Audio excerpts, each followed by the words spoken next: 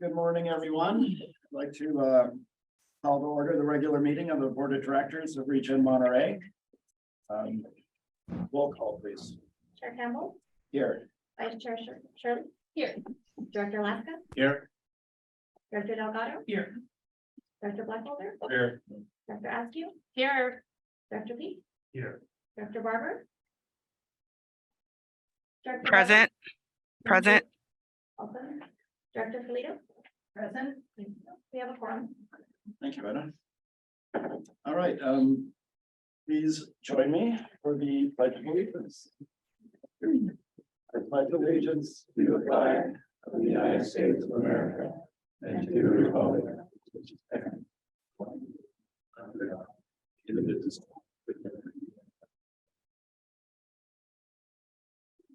All right, thank you. We'll move into public communications. Anyone wishing to address the board on matters not appearing on the agenda may do so now. Please limit comments to a maximum of 3 minutes. The public may comment on any other matter listed on the agenda at the time the matter is being considered by the board. For information about submitting public comments in writing in advance of the meeting, please see the meeting information section of this agenda. So if there's anyone wishing to address the board on items not on the agenda, please approach. Or I show none online. thank you. Seeing no one, we'll close public communications. And I just want to take this moment right now to welcome Dr. Kim Barber to our board. We didn't have the chance to do it at our last meeting, so thank you for joining us. And Thank you. we look forward to having you for the coming years. Thank you. This is great.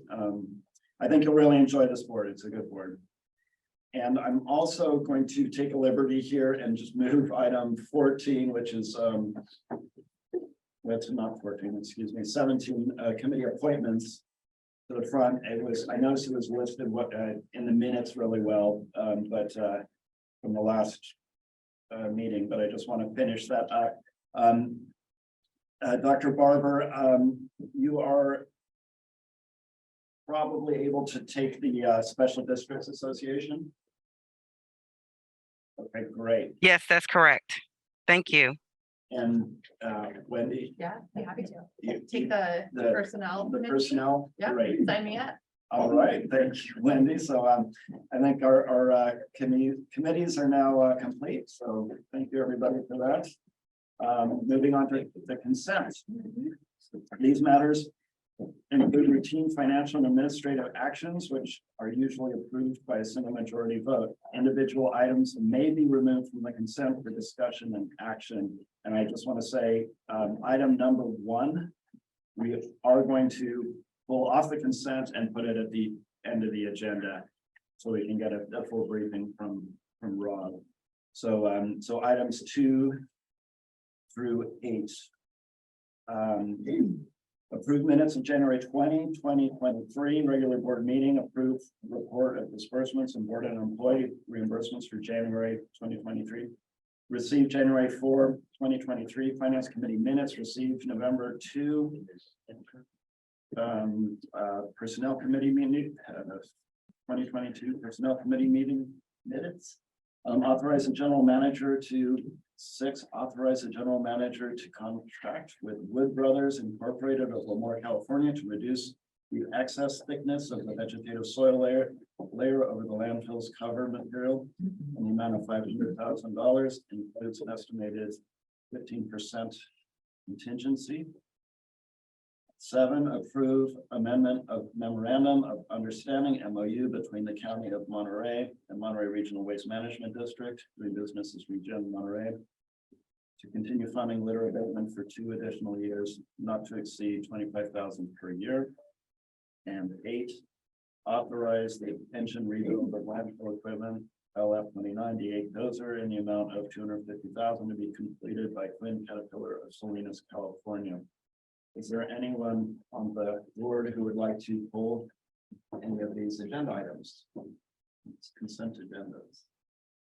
I see no one. Is there anyone in the public who would like to pull any of these consent items or comment on the consent agenda in general, please approach the podium if you'd like to, or raise your hand online.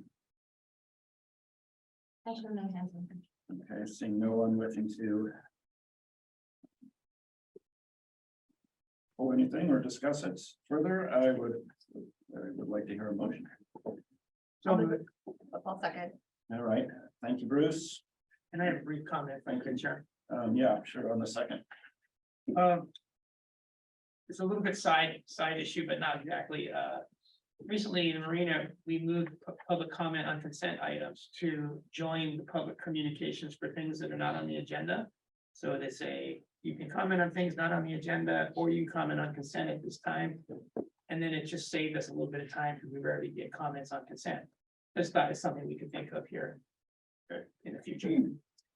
All right, thank you. Roll call vote, please. Director Askew? Aye. Director Barber? Aye.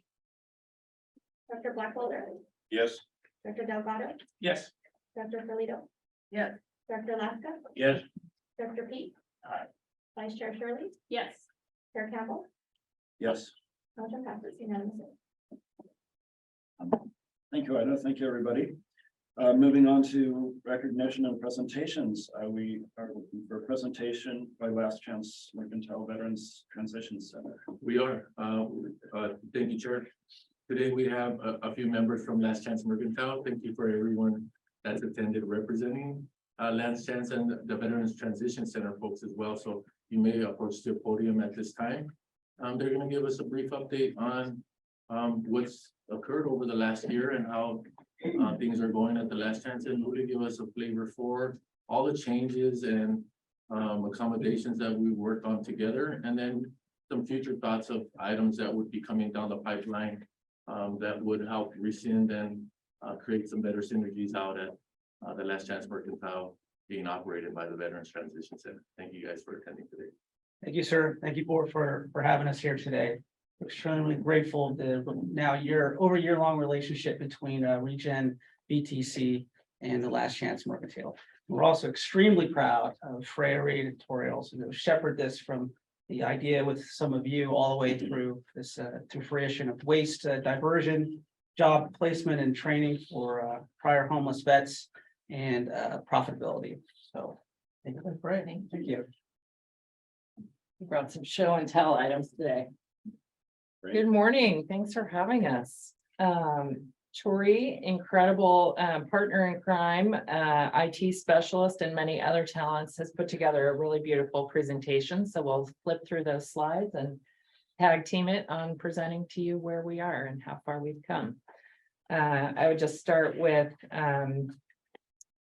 my notes on my first page.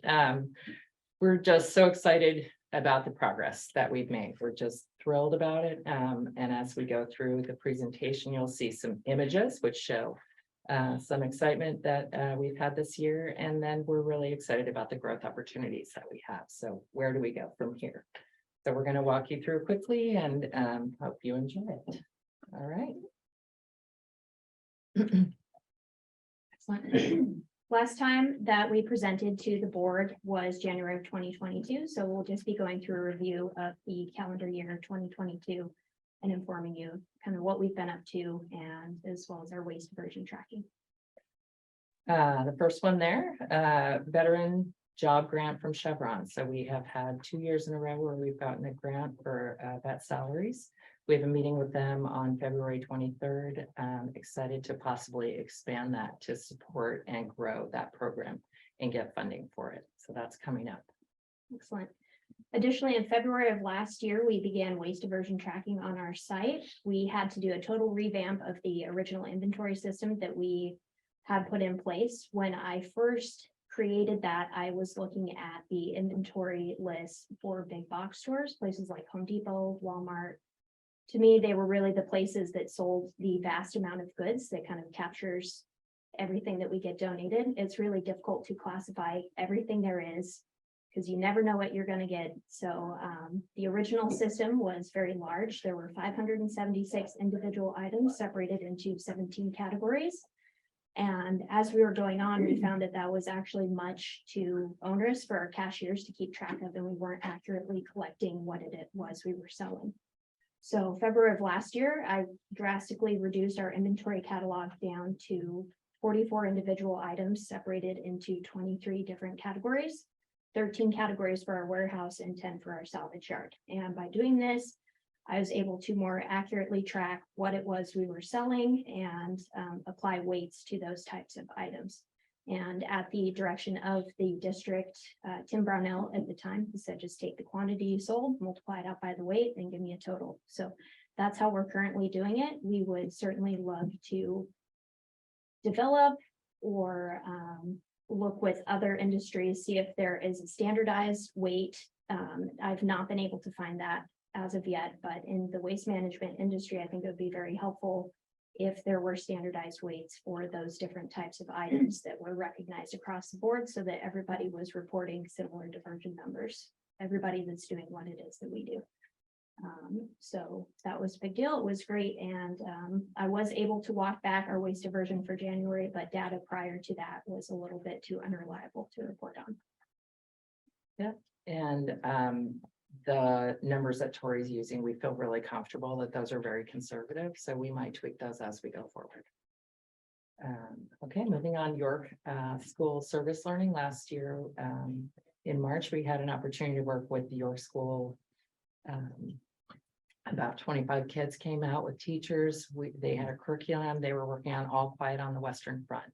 And so we were able to integrate not only a work project, a creative project for them, but then we broke out at the end into small groups, and each of those groups had a veteran on staff to talk through their experiences in war and in recovering from war. It was a really moving day. It was a wonderful day. So we have really built a partnership with them. Recently have been getting kids doing their community service learning requirements from York. So we're really happy that that has continued to, give fruit, if you will. And we continue to look for other opportunities in schools to collaborate and inspire kids around the work we're doing. So that's really great. Me Earth Day. So Me Earth is a facility at the Carmel Middle School. They had a fair last year. A friend of ours and a kind of a collaborator, who's a really cool guy, Chris Powers, is a printer, a screen printer. And so he was going to go to that fair. And so we put together a couple of prints and we brought clothing and he printed it and we handed it out. It was like a wonderful collaborative. The kid could pick out whatever design they wanted and the shirt they wanted, and then we'd print it and they wore them around. And it was a wonderful kind of marketing opportunity and a really good educational piece about how reuse is cool and matters. So yeah. Additionally, last year, starting in April, we had our first artist in residence with the Last Chance under new management. It was an excellent opportunity, not only for us, but for our staff as well. The artist's theme for her body of work that year was home, and for our veterans who have experienced housing insecurity, that really hit home with them. And I myself heard a lot of really great conversations, not only from the staff, but from the general public, and there was a lot of great dialogue that came out of that. We had the exhibition in May. It was open for a week and the general public could come in and view her body of work. This year we are getting ready to go for that again, and we are very excited. The artist who is selected has a great portfolio, and we cannot wait to see what he pulls out for us. So it's exciting. Additionally, in June, for the first time, we were fully staffed. And we could really see that that did make a difference in the amount of weight we were able to divert, as well as the amount of revenue we were able to bring into the store. Christmas in July, we had the good fortune to have 3 containers full of holiday decor. Shipping containers. Yeah, which Yes. you can imagine how many Christmas trees and small glass ornaments that is. Tori might. Do you have another number? I do. So She between does. July and December, when we started Christmas in July to when we worked through all 3 of those shipping containers, we sold, and this is a very conservative estimate, about 4,205 pounds of holiday equipment or holiday decor alone. And when you're telling up little glass ornaments, that's quite a lot of Christmas decor to sell, so. So that was a wonderful thing that there were items received while we were closed in the pandemic. And so we were kind of gifted those items, and there was such a large quantity that we literally started selling in July and we sold through December. So you can imagine by the time we all got to Christmas, everyone was a little fried.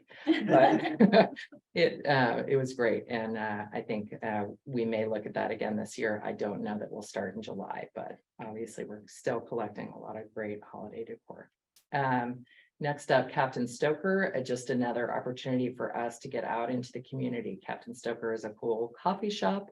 And they invited us to come out and set up a living room in the street, which we did, and it was wonderful. So we had a bunch of furniture, we had tables, we had all kinds of things and some signage, and then we were there to represent all day and interact and communicate about what we're doing. And it was a wonderful event. So hopefully we will continue to participate with them on that, and that also continues to build up other opportunities in the community.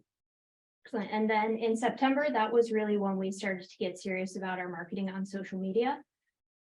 We inherited an excellent following of about 7,000 individuals from the previous Last Chance on Facebook, and the Instagram, we had about 700 followers. That has now grown to 1,300. Additionally, in that time, I noticed we weren't really capturing the 18 to 24-year-old demographic on Instagram and Facebook. So we decided, hey, we're going to give it a shot and join TikTok. There is a link to a video. We tried it before the presentation and it kind of was a little crazy, but our first video was about the MRF. I was given a tour over there. I got some really great shots of the operation, and just wanted to highlight the really clever mix of man and machine power that you all use. And it was well received, and it was a fun video, I think. And TikTok is going well for us so far. So great. Panetta came out and visited. That was something we had been excited about for a long time, and there were a couple times when he was going to come and then didn't, and the team was a little disappointed. So when he finally did come, it was really exciting. We had all been waiting for that for a while. One of our vets on staff was able to share his experience, and there were some tears, amongst all of us. I mean, it was a really wonderful moment, and truly an honest, heartfelt appreciation. So I think he got to witness that, and that was just exciting to be able to speak to all he's been doing. Our fearless leader over here was wonderful, instrumental in facilitating that visit. So we appreciate it a lot. Okay. In November of 2022, we were featured in Monterey County Weekly. You all may remember the Art of the Thrift issue that they put out that month, featuring a lot of local thrift stores in the Monterey County. We were lucky enough to be interviewed for one of the articles in that issue, and we talked with the reporter on the trend that people are seeing in thrift store prices drastically increasing. And the best thing that came out of that was us discussing our pricing philosophy with her. So generally what I tell to my pricers is price the need to haves as low as you possibly can, and the nice to haves a little bit higher so that we can pay the bills with them. For example, 3 months ago, 80% of our clothing sold for $3 or less. Clothing is an absolute essential, and we feel that it is very important to get the massive amounts of clothing we have out to the community. Additionally, things like wheelchairs, different medical supplies will sell at very cheap prices, $5 each. And again, pricing the need to haves as low as possible, and the nice to haves, we still price well below retail value. But yeah, just trying to ride the line between profitability and moving a lot of material through our store. And community service, Yes. recognizing what we do as a resource for the community. In all different aspects. Okay, and then as well, Thriftmas in December, we just wanted to cap off our kind of 6-month saga of selling holiday goods with one last effort. I reached out to a local influencer, and she came in and made a Christmas tree out of recycled materials for us. Additionally, all of our staff members made Christmas trees out of upcycled or reused materials from on site. And we put together a little video. We had them displayed in the store for the month of December. And we're really trying to encourage the community to go zero waste for the holiday. We see all of the holiday goods that come to us after they've been used, and there's a lot, and most of them are plastic. So how can we better engage the community and help them get behind the idea of zero waste and reuse whenever possible, especially during the holidays, which are some of the most wasteful times of the year. Yeah. All right, who doesn't love a picture? So these just brief one-shot deal pictures of some of the experiences last year. So on the left there is the York Day, the small group, and an intrepid student broken out doing his work. Top right is our artist in residence, Taylor. She was really just couldn't have been a better choice for our first go at the artist in residence experience. She was inspiring, she was kind. She is a beautiful creator. I look forward to watching her career. And finally down there, Christmas in July. So just a small sampling of the holiday insanity that we unfolded for 6 months.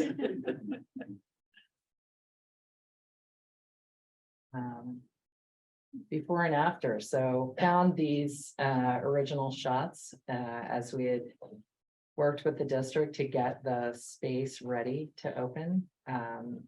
Again, you know, could not ask for better support all the way through. We cleaned the floors, we painted, we cleaned the ceilings. Just an amazing amount of work to get ready. And then I just walked through the store the other day to get the same shots to really see how the before and after is pretty compelling. So it's wonderful for us too to have these moments where we get to look back and appreciate the work that we have done. So. Okay, excellent. So we're gonna jump into waste diversion here. And for 2022, we did a total of 603,000 pounds, 302 tons, and sold a total of 133,000 items. For orientation on the chart down below, the blue line is the amount of waste we diverted. I'll get a little bit deeper into these numbers in the coming slides. And then the red is a chart of our retail sales. In April, you'll notice there was a pretty stiff increase in waste diverted, and that's because we sold a lot of furniture that month, a lot more units of furniture than we normally would, and that was really good for me to see. And digging into these numbers really helps me prioritize where we should be putting the most staff, where we should be focusing our efforts to not only increase our profitability, but in order to divert more waste from the landfill. So these are our warehouse sales and diversion figures. There's a total of 13 categories in the warehouse, but these are our top 5 waste diverters. Furniture is our top diverter for the business as a whole. We did 186 tons and 5,000 items there. There is one individual who runs the whole furniture category. He receives all of it and loads all of it onto individuals' vehicles as they're leaving with it. And we feel pretty good about that number for not having any internal forklift to assist us. So all of the numbers you see, we do receive support from the district when loading and offloading some materials, but all of the numbers you see are done by hand with hand carts and dollies. So I feel pretty good about these numbers.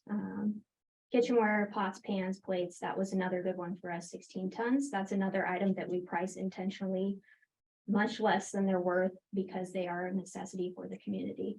Hard decor is another great seller for us. And then apparel, though the weight isn't high, the item count is quite high. It is our top diverting category if you're going by item count. And recently we partnered with an outside company, Eco World, in order to divert all of our unsold clothing. So they will be taking the clothing, recycling it. At first, they make it available to community centers, churches, things like that to take what they need. And then after that is upcycled into carpet underlayment. And they will be reporting the weight that they receive from us. So we'll be able to roll that into our waste diversion figures as well.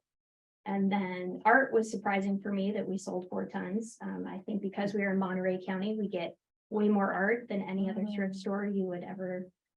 Thrift stores in Monterey County receive more art than traditional thrift stores. So that was a top diverting category for us as well. And then the salvage yard, total of 29,000 items, 56 tons, and they were 35% of our revenues. They are also coincidentally 35% of our team size, and it's really interesting to see how individuals directly affect the amount of goods we are able to resell. Tools was our top diverting category, followed by construction. Lumber is another category that we track, and I would like to see that in the top 5 for 2023. So working with our team to figure out how we can receive more lumber, how we can price it so that we can sell large quantities of it. And then as well, we're working on getting a forklift on site this year, and there are a lot of items that we do turn away simply because we don't have the manpower to lift them. We received roughly 8,000 pounds of flooring from the Pebble Beach Pro-Am, and we offloaded all of that by hand, our team. So forklift is going to be instrumental for us to increase our waste diversion. Tori did 4,000 by herself, for real, Jill helped me out. And Tori and Jill. yeah, on Monday. but yeah, it's a lot of fun. It's really hard work, and having the machine on site integrated into our team is really going to help us out. Okay, so where does the money go that we do earn? Yeah, so we're not diving into dollars, but we are giving you a visibility into percentages. So 83% personnel expenses. We're incredibly proud of our team. We want to invest in our team. We want our team to be with us for a long time. And we want to reward them for being there. So the lion's share of our earnings go back to the team in one form or another. We've got 5% matching for 401k, medical, dental, vision, life, cell phone stipend. So we are reinvesting in our people, and we feel really proud of it. And we also really try to educate them about the business, about how the business is doing, how we're planning to grow the business. And we really do welcome and encourage feedback from them. We want creative ideas from them. We want them to feel like they're owners in what it is we're doing. And I think if you ask them about it, they would say they do. And I hope so. Business expenses. Again, although this business has a 30-year history, really, it's also a startup for us. We're reinventing the wheel in many areas, and a lot of our costs are around reinvesting in the physical aspect of the business. So that reflects, cost of goods sold is one where we'll put, uniforms and shelving and, materials to deck out the store or the yard. So a lot of those expenses are really just reinvesting in the business, the physical aspect of the business as well. And then finally, profit. Our agreement with ReGen is to have a 10% profit share. That money is allocated to, in a collaborative manner, reinvest in the business in a bigger way. So we're tracking those numbers and look forward to spending that money on the business, honestly. Do we wish it was more? Yes, we do. But we're pretty proud that for a startup, we're cash positive. We're paying the bills. They're keeping the lights on, but we're keeping the lights on. We're pretty proud that we've been cash positive so far, and getting it all set up in a way that is ready to cook for the long term. I think we'll start to see improvement in these numbers, and I hope so. And then one thing that I did want to hit that as a veteran myself, 25% of all the money that we spent on people last year went to compensating veterans. So I do feel pretty good about that number.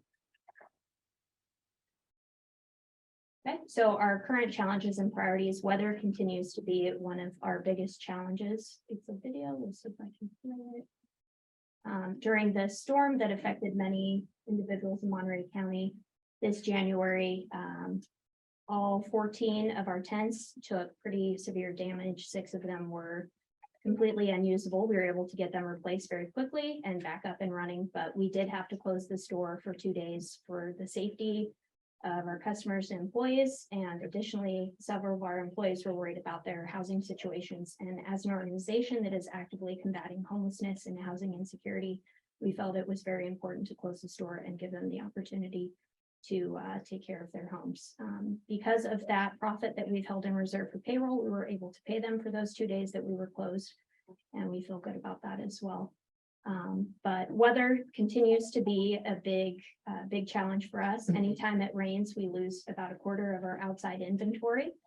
So looking for the future, trying to figure out how we can build more structured, weatherized shopping areas outside to protect not only our staff, but the inventory that we receive. And as I said before, we have been working with ReGen's team to develop a forklift program. We recently hosted train the trainer training. We now have a certified forklift trainer on staff, which is great for veterans who are going to come through. They'll be able to get a forklift certificate, which will make them more marketable to outside employers, which is really great. Lorena from the safety team has been instrumental in helping us get this thing off the ground. She's really great. And then additionally, theft. We started off, your team had hired security to watch not only our lot, but HHW. People would come during the off hours, drive up that back road through the Dole plantation and the Dole farming, and would route through basically all of our inventory. Things were moving under the fence, over the fence, through the fence, and All of our best inventory. yes. And HHW was also getting routinely taken as well, and started with a security guard, saw some improvements, and then ReGen put up the theft robot in the back lot for us and HHW, and since it's gone up, we haven't had a single incidence of theft, which is excellent. We're still working. Thrift stores are notorious for theft during shopping hours, and we're still trying to figure out how to get that under control, but great. Okay. Okay, almost done here, guys. I know you have a big agenda, so we'll try to power through. Veterans Job Program, I mentioned, we've been supported by Chevron. We're having another meeting with them to see if we can expand their contribution to our team. Tori had written a Department of Labor grant for that. We did not get it, but it was it's the template for us going after grants for vet salaries. So we're excited to do that. Currently, we have 3 vets on staff. We look to grow that. We'd like to have 3 to 4 part-time vets at any point throughout the year, training, etc. So that's up and coming. Yard structures, that's my baby. That's one I'm really working on. Talking in a ton of different builders, architects.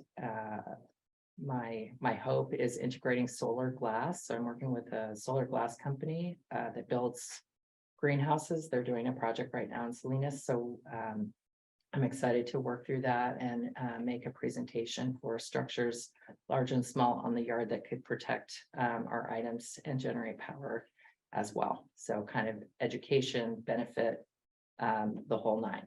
We'll see where we get, but that's an exciting prospect. Artists in Residence is coming up. As I said before, we're really excited to see the exhibition, and we'll make all of the details of that available as soon as possible, so you all may attend if you would like to. Additionally, we're working on internal signage. Show and tell. More show and tell. So we're taking signs that get donated or were left before by the old crew and upcycling them into new signage. The goal is visibility. So you can walk out the back of the warehouse and see at the very back corner of the yard what's for sale out there. We have people all the time asking us, where's this, where's that, where's this, where's that? So just trying to get a cohesive signage that's highly visible and made with upcycled materials. And again, just walking the talk of reuse, recycle. So Tori has been very focused on creating these signs with reused materials. We're also integrating the colors of recycling into those signs. So that's a green, blue, red, yellow for recycling to kind of carry on that thread. And while I'm on show and tell, here's one of the screen prints that we did. People Planet is our mission statement, and that was a reused shirt. So pretty exciting. Last Saturdays is we have a goal for the 3rd quarter of this year. The idea is to have on-site festival. Again, trying to connect with, reach out to the community and build forum, if you will, fun event that we can have food trucks, outside vendors, other ideas. So that's a work in progress, but we hope to get there. Finally, And then I've spoken about the clothing recycling aspect a little bit already, but we have arranged with that outside vendor. They conduct a pickup once a week. Clothing that was unfortunately going into the landfill before will now be diverted directly from our site. So we're excited to see where that goes and look forward to reporting higher waste diversion numbers in the clothing category next time we present to you. all right. Thank you. That went a little longer than we thought. Yeah. Any questions or thoughts? Yeah. The retail sales took a dip in November, December, when I thought they might have a spike. Why did they go down in the holiday season? Generally, people like to buy new for the holidays. That was part of the idea behind Thriftmas, get people excited to buy other people's old items in order to gift them. For 2021, our sales numbers followed a similar dip in November and December. So in the seasonality of the business that we're seeing, November, December, January, February are our lowest months, and then coming into March, April, and May is when we start to hit back up. Also just hitting the, employee, we close for a week to give our folks time off. We do see the numbers trailing down until that last possible sales day in December because people are shopping retail, as she said, often. But part of that is also that our employees were enjoying time with their families and Oh, home run, what you're doing is amazing. oh, thank you. Yeah, we love it. Thank you. Thanks. Oh, yeah.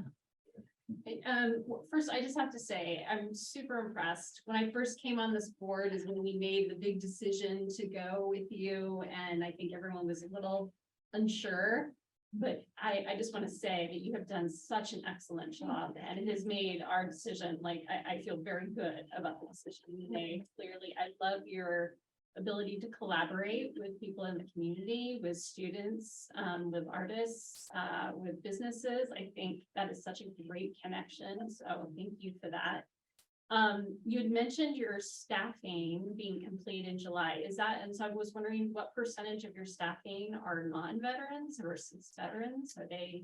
Last year, it was 25% veterans. We're actually lower now. We're lower both in staffing, partly to address through the holidays. We know that's our slow time, so we adjusted staffing a little bit through that. And then we are really chasing labor grant for veterans specifically. So we began with veterans on staff, and there were some that stayed with us for a long time. Some were more challenging. We are hoping to get funding for that specifically and create a very targeted, structured program to support veterans to come through to work with us and then to carry on. So 3 to 6 months, but looking for funding there. So that's kind of the next big. Great. I think you should continue to push to buy reused things, for Christmas. Maybe I'll do that with my kids. That would be great. Thank This is what we got going on. I mean, I think just to promote that more, Absolutely. keep doing it. And then here, back there, one of our favorites on your team has been an incredible partner for us in the communication and community outreach. So I look to more collaboration there because that is the education and the community outreach and the being able to really promote all the cool things that we're doing and what's going on. So that collaboration at that community and social media point is really important too. And I just like your aesthetic too, because I don't like shopping. And but especially thrift shopping where you have to like dig through piles of stuff and everything looks organized. So thank you. Right on. Yeah, we're trying to make it accessible to everybody. Some Yes. people really love the dig, and we do have dollar Yeah, the bins treasure for hunt. people that Yeah. love that. But yeah, a kind of clustered invasive experience is what you get a lot when you go thrift shopping, and her thing is reuse IKEA. So like with like, put rows, make it easy to shop, make it accessible for people who normally would not consider shopping at a thrift store. And understandable, which her amazing signs are gonna Yeah. continue to come. Thank you. After our last meeting, I went over to Last Chance because I hadn't been in many, many years, and I was quite impressed by the organizational aspect of the room and so on. And just thinking about the Christmas thing, I just read where after Christmas, everybody just shoves everything back in the box because they're tired and they want it. So maybe before Christmas would be a good opportunity, as people are getting their stuff out to put up, to advertise that Yeah. you are accepting donations. That's a great call. Because that's kind of a better sorting time than Yep. afterwards. Then you don't have to hold it that many months. That Yes. way as well, but I enjoy seeing the advertisements in the various media for it. I think it's good exposure and maybe even more of that would be helpful. I don't know how much you get from CSUMB as far as students furnishing their places, but there might also be an opportunity. When our daughter went to college, I was impressed by all of the U-Haul trucks that arrived surrounding all the dormitories. And I thought, what is this? And they were full of things kids need for really cheap. And file cabinets and chairs and so on and so forth. And it was really like a little city erupted around the university with all these used things. So that might be something you think about as well. And that is sort of taking it to them so they don't have to worry about how they're going to transport it to their dorm. That's an excellent point. Yeah. Just some No, thoughts. always Thank you for all the work. Truly you're welcome. doing, Good ideas. and Yeah. thank you for the impressive Kim, work. I see your hand up there. Yes, I'm sorry. Have background noise here in the airport, but I wanted to make sure to just say thank you for what you're doing. I think it's awesome. You have very innovative and creative ideas and approaches, and that's what it takes to be able to move this forward, even through educating, the public. And I know we're talking about service learning, and one of the things we have at CSUMB and we're known for is service learning. And so I didn't know whether you had reached out to the college there, the College of Service Learning at CSUMB. I did yesterday so Veterans Transition Center does have interns and service learners already coming out of the social work program. And I'm kind of shaking the tree over there. It's a little bit challenging. I wasn't able to find an overarching person in charge of the entire school. So it sounds like department by department. So if you have any resources or ideas. Just reach out to me, I love that. kbarber@csunb.edu. Thank you. Excellent. Perfect. Yeah, so we would love, I was thinking a sustainability intern, a business intern, what other avenues to get the students in there and get them learning and get them excited. Yeah, thank you so much. That's great. Wendy, Just want to say congratulations, keep up the great Yay. work. We're here as resources. I think we're all invested in the success and I'm excited about the Department of Labor grant. And if there's anything we can do from the county's side, we've got lobbyists in DC and other places, if we can be of assistance, Thank you so much. just ask. Great. Thank you. Thank you. All right. excellent presentation and Yay. excellent work. Thank you very much. Thank you.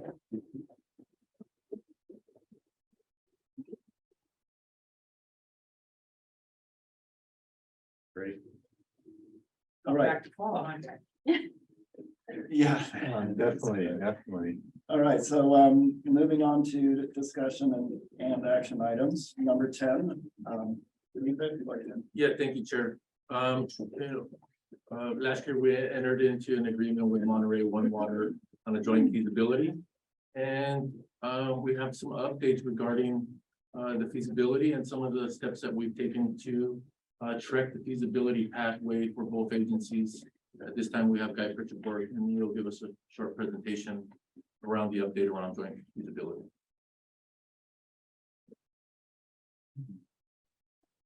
Good morning, Chair Campbell and ReGen Board of Directors. Guy Petrobord, Director of Engineering and Compliance. Just appropriately set expectations first. This presentation may not be quite as colorful as the preceding presentation. And today's presentation is an update for you on the joint feasibility study. In the packet was a slide deck from the ad hoc committee meeting that was held a week ago. on their update. My presentation today is a summary of that meeting. Kind of hit the high points. As you may know, the joint feasibility study is a wraparound of the Monterey microgrid project vision. It has the components of renewable energy, organics to energy here in the second from the left, which has multiple different operations associated with it. And in the feasibility study, there's alternative choices to be made around the approach to converting organics, for the highest and best use. And we'll be talking more about that in this presentation and the next one. From a conceptual plan, the feasibility study has just started. GHG was retained by the two agencies through an RFP process over last summer. They were contracted in December and have begun their work. And have been making some good progress in the short period of time. As background, there is some funding to the feasibility study. Monterey One Water was awarded a grant from the US EPA to with a specific scope around the co-digestion approach to transforming organics to beneficial reuse.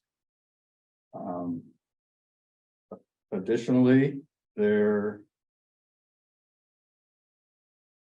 was some hours of consulting time awarded to the feasibility study from the National Renewable Energy Lab. We have 40 hours of consultation with experts who in the microgrid realm who are doing research that then feeds the marketplace and helps transform what occurs in the marketplace. So this is the second award of consulting hours from National Renewable Energy Lab, and we look to take advantage of their expertise in the near future as the microgrid base case is fully drafted, and then they together with staff will review the base case for the feasibility study around microgrids. We also engaged with PG&E around their community microgrid enablement program. So we're looking at if there's a fit with the utility, or if which would be in front of the meter option, as opposed to the back of the meter option, which would be kind of on-site, in-house approach to microgrids. So it can exist on both sides of the meter is another way to look at it. Continuing, let's see here.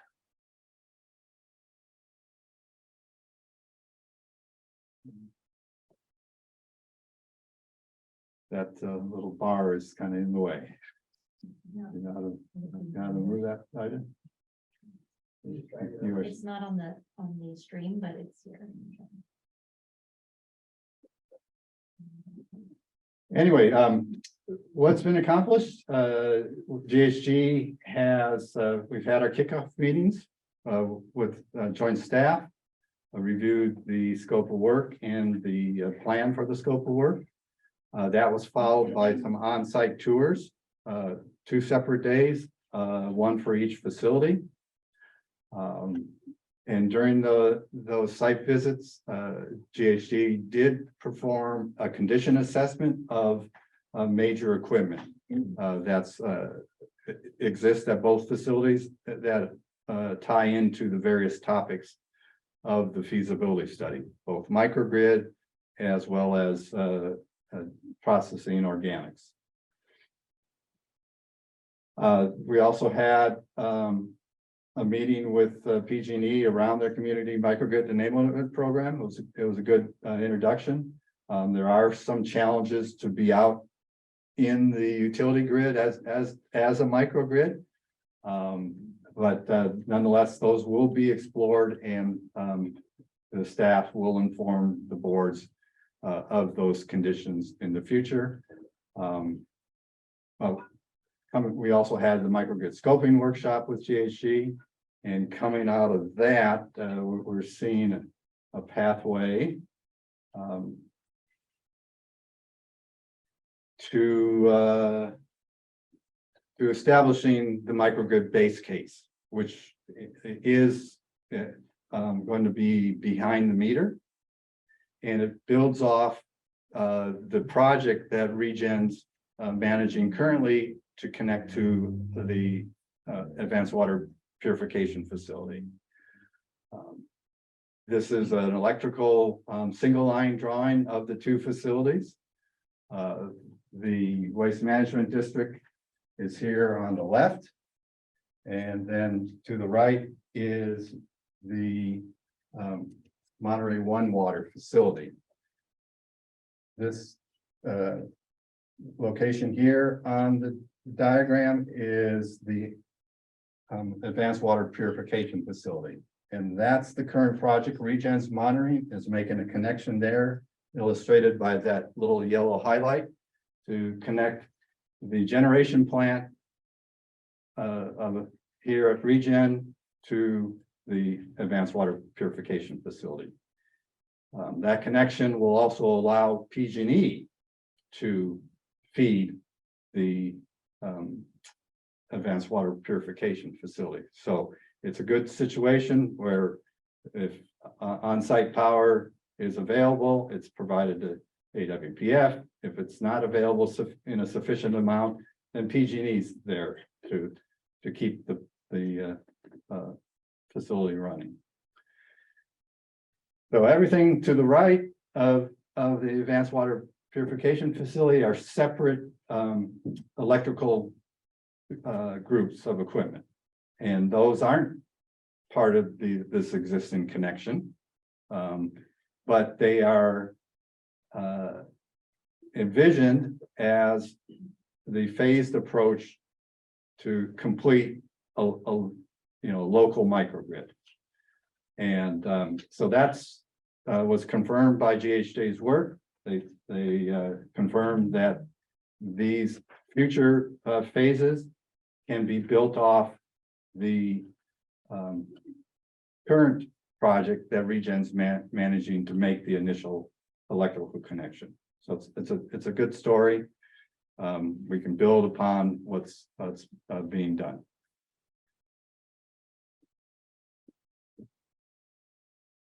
The ad hoc committee also received a third-party report from Black and Veatch on the use of co-digestion as a means to process organics.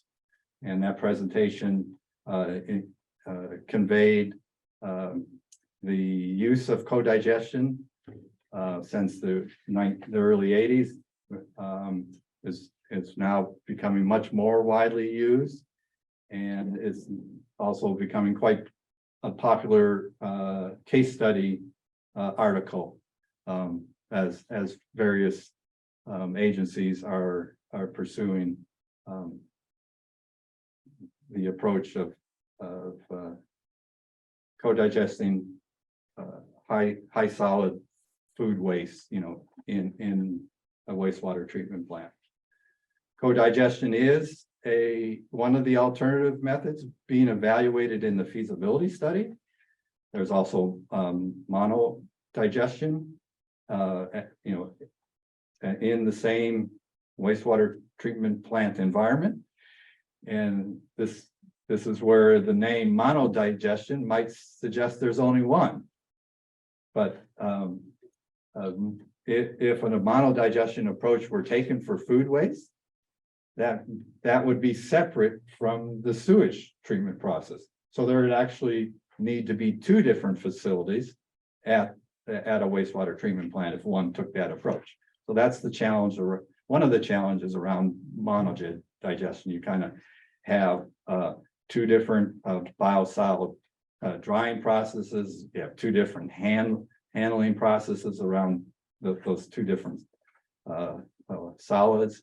And it makes it difficult to be an economically supportable option.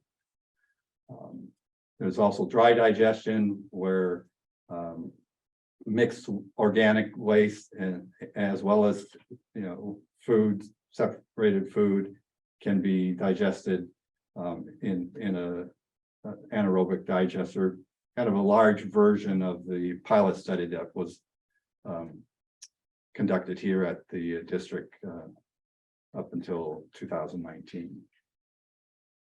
And there was some discussion around the Cycle 1 grant that M1W has received for upgrading their digesters for the co-digestion purpose. They've received a $4.2 million grant from Cal Recycle, and making those investments and getting equipment that specifically handles high solids, high organics, would accomplish the grant requirement to increase capacity for co-digestion. And there was also a discussion at the ad hoc about the next board item today, which is a feedstock agreement around the co-digestion approach. This is a simplistic graphic of co-digestion. The dashed box there in the center is the you can think of as the wastewater treatment plant footprint, and the receiving polishing station and upgrade of the anaerobic digestion units. There's 4 next door. Is the scope of the grant that M1W received. The organics pathways to that facility. The new ones are pathway 2 and 3, which is a mobile delivery of organic slurries, much like the Pebble Beach companies is doing with Carmel area wastewater plant. And then where they have back of shop not digesters, but processing units that create a organic slurry. There's also can be separate facilities that receive food waste and process to an organic slurry as well, that can be either mobile delivered or pipeline delivered. So other related activities, just talked about the Cal Recycle grant that M1W has. There is a current grant opportunity just received that could provide funding for facilities around delivering to a co-digestion process. The biochar technology is a processing method in the feasibility study, not only for organics, but it's also being considered for biosolids. Separately, ReGen board has been presented a pilot study for biochar around the organic side mainly, and that agreement is anticipated to be brought back to the board next month. And then also previously mentioned was the existing Waste Management District AWPF medium voltage project, which is going to be the initial electrical connection to AWPF, and that's currently under design modification. And more on that in future meetings.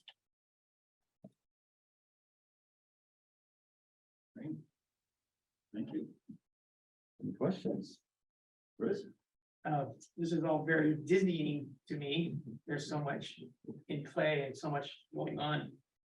One of my higher level confusions is I think of all the organic foods going through Keep Day. And so I'm confused about discussion here of organics going through M1W. Can you clear me up? Well, the district does receive source separated food waste. Currently, it's not a large volume by industry standards. And I expect there's more to come by greater participation of commercial businesses in, separating food. So that's the base or status quo. That operation is the status quo. The feasibility study is looking at the opportunity for making business cases around operations that have a higher and better use of the organics. So that's the investigation.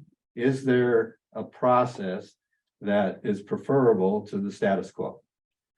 And so, if there were, that food would be redirected to another processing approach, following board approval. Okay, if the organic incoming stream of foods is too dirty or there's not a big enough market for the end product, would this co-digestion future possibility help that? Well, certainly that co-digestion would eliminate confronting that topic. The organics would be cleaned and processed and injected as a slurry. The other benefit would be that volume, that tonnage of material would be available in the compost facility. And cities and counties are looking for solutions around their yard materials. That's part of SB 1383.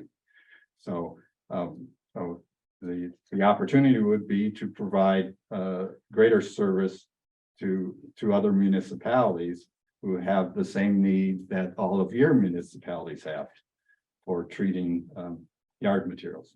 So when you say injected as a slurry, where does it go? What's it used for?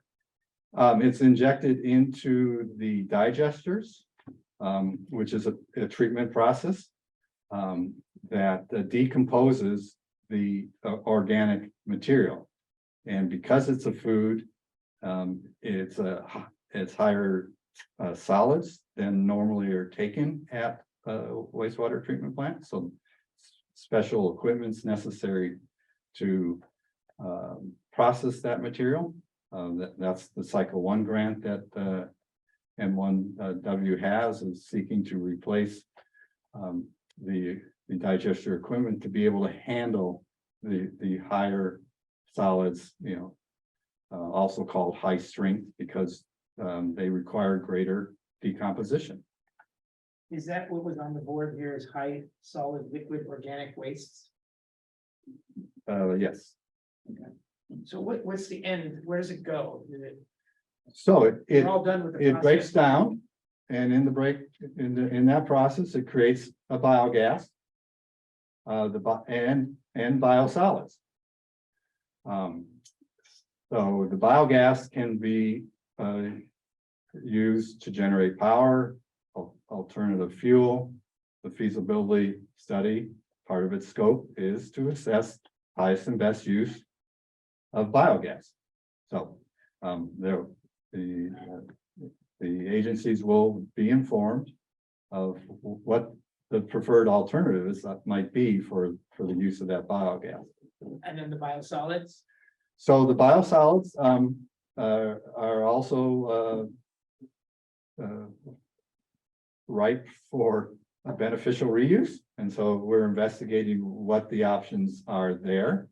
Biochar is one of the technologies for addressing both sewage biosolids and food waste biosolids. And so that's the play. You keep them separate because there's different requirements around a sewage biosolid than there is around a food waste biosolid.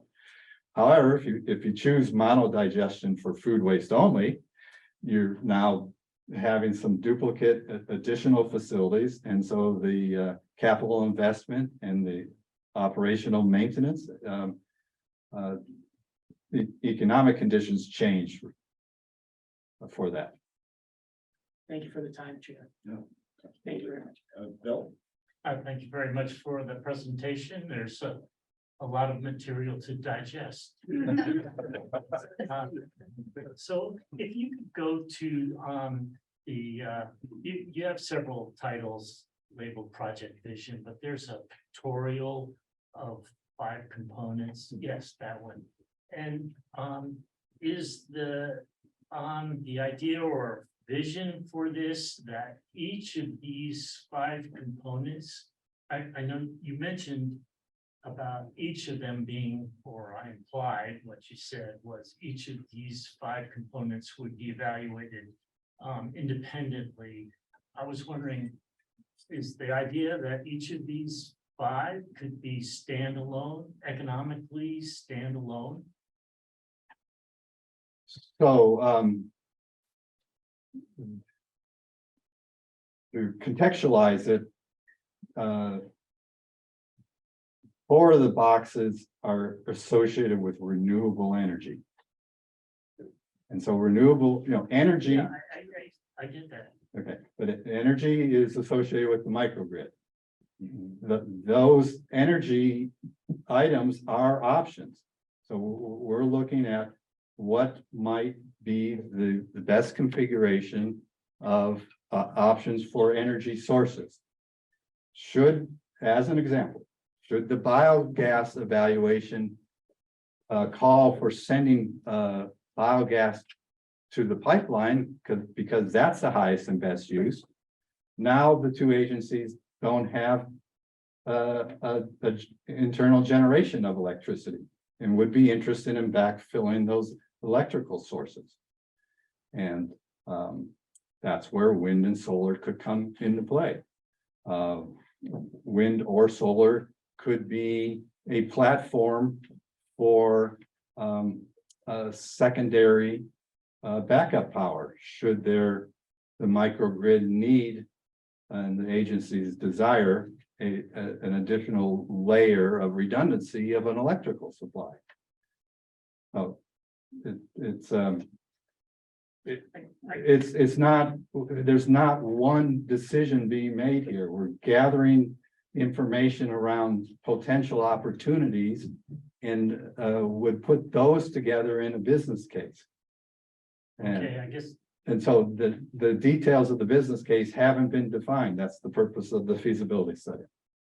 All right, I guess I was looking at this from the standpoint of what are the economics of this as a separate project, right? You have your feedstocks, and then you have a value for the electricity, whether it's being sold to PG&E or used internally. But I'm gathering from what you're saying is you're just looking at the value of each of the feedstocks. If you just ignore the 3 boxes on the right, the solar, the battery, wind, just look at the 2 on the left. And I gather from what you're saying, you're just looking at what is the value of the inputs, which is landfill gas and organics, and looking at is there more value in putting it into this process as opposed to Correct. elsewhere, Yes, right? That's Right, so that's right on the spot. different mindset. Yep. But but the economics for putting in the organics to energy and the landfill gas to be economic, that those projects be economic, they have to be evaluated as a separate project also, so maybe 2 different ways of looking at it. Okay, Yeah. Yeah, the economic characterization is going to be part of the feasibility study of findings, is to, sure. in addition to other attributes, those particular approaches would have. And we're gonna be talking about the organics to energy, the next item, right? Yes. A little more. Leo? Yeah, I have a question for Paul. Could you, your organization. Just real quick, and Paul Shudo is the GM of Monterey One Water and Our neighbors. our Yes. neighbors. Yes. Your organization has already been at this for a few months now. It's an incredibly complicated thing, got a whole bunch of moving parts. And I'm just curious, from your perspective, are you pleased with the progress and the process that's been undergoing as it makes your expectations so far? So the process, yeah, I think it is good, and I think it's been good just having both entities work together, and I'm very pleased with it. By nature, I'm an impatient person, I gotta admit that, and you know, the procurement that we all go through as public entities, as well as the complexity of what Guy has put up here, it's a little slower than I would like. You know, I've joked with Felipe as we've gone through this process. I just want to go to Home Depot, get a bunch of extension cords and run around the place and call it a microgrid and get it going. That's simplistic, and it's not the way it works as you've seen here. It is a complex issue. So I'm very happy with the process. I'm happy with the partnership, and we're getting there. As soon as we get your project, our project online with the landfill gas to the advanced water purification facility, I mean, that's going to be a big win, in my opinion, for both entities. And then as Guy pointed out with the organics energy, getting that going with these grants that we're getting. I mean, that is money that's coming into our community that our ratepayers don't have to put out there. So I think there's always a balance of doing the proper feasibility and study, getting those funds when they're available, which they are right now, and seeing some tangible results. So I may be tap dancing a little bit too much for you, Director Alaska, but I think we are pleased. I wish it could go faster. You know, we're talking about things that we'd like to have today, and then we're also talking about things that we may not even see for 10 years. Yeah. So is there a prioritization process that's going through that we can work on the things that we can get quicker, faster, cheaper, better, as opposed to things that are just kind of pipe dreams for the future? Is that do you think there's a healthy process to do that? Absolutely. And if I can borrow your slide here. Yeah, definitely. So, you know, right now we are both doing cogeneration. We have 3 cogen engines. You guys have 4 cogen engines. We're linking them up right now. So that's a quick win. When we look at the organics to energy, and I know there's certainly some concerns and things we need to get after. I think that's a short-term project as well. Short-term, not 10 years. But when we look at storage or wind, that's probably a little further out, because from a payback period, I don't believe, and we'll see what the feasibility says, but my gut feel is that's going to have a longer payback period versus what we're talking about right here, particularly with the outside funding we're seeing. So I'm with you in terms of that low-hanging fruit that we can get done in my mind, like that 3 to 5 year time frame. Can we do a subset of the microgrid? Can we get at least a bit of that organic stream coming in, addressing AB 1383, maybe addressing some odors in the marina area? I think there's a sort of that holistic approach that does have some short-term wins. Yeah. Does that answer your question? Yeah. And I would say that the co-digestion topic is the exact example of the or managing what might be a slam dunk versus what needs further study. You know, basically the grant for the co-digestion was sought before the feasibility study started. And we're conducting the feasibility study, getting information, accelerated the information so we can make these decisions around that approach earlier than later. And let the rest of the feasibility, you know, go through its planning phase. You know, I'm an engineer and I just can't wrap my head around this thing. There's too many things going on. I would like, if possible, that maybe in about 3 months, we could have a revisit and see what kind of progress we might be making. Is that possible? Yes. Okay.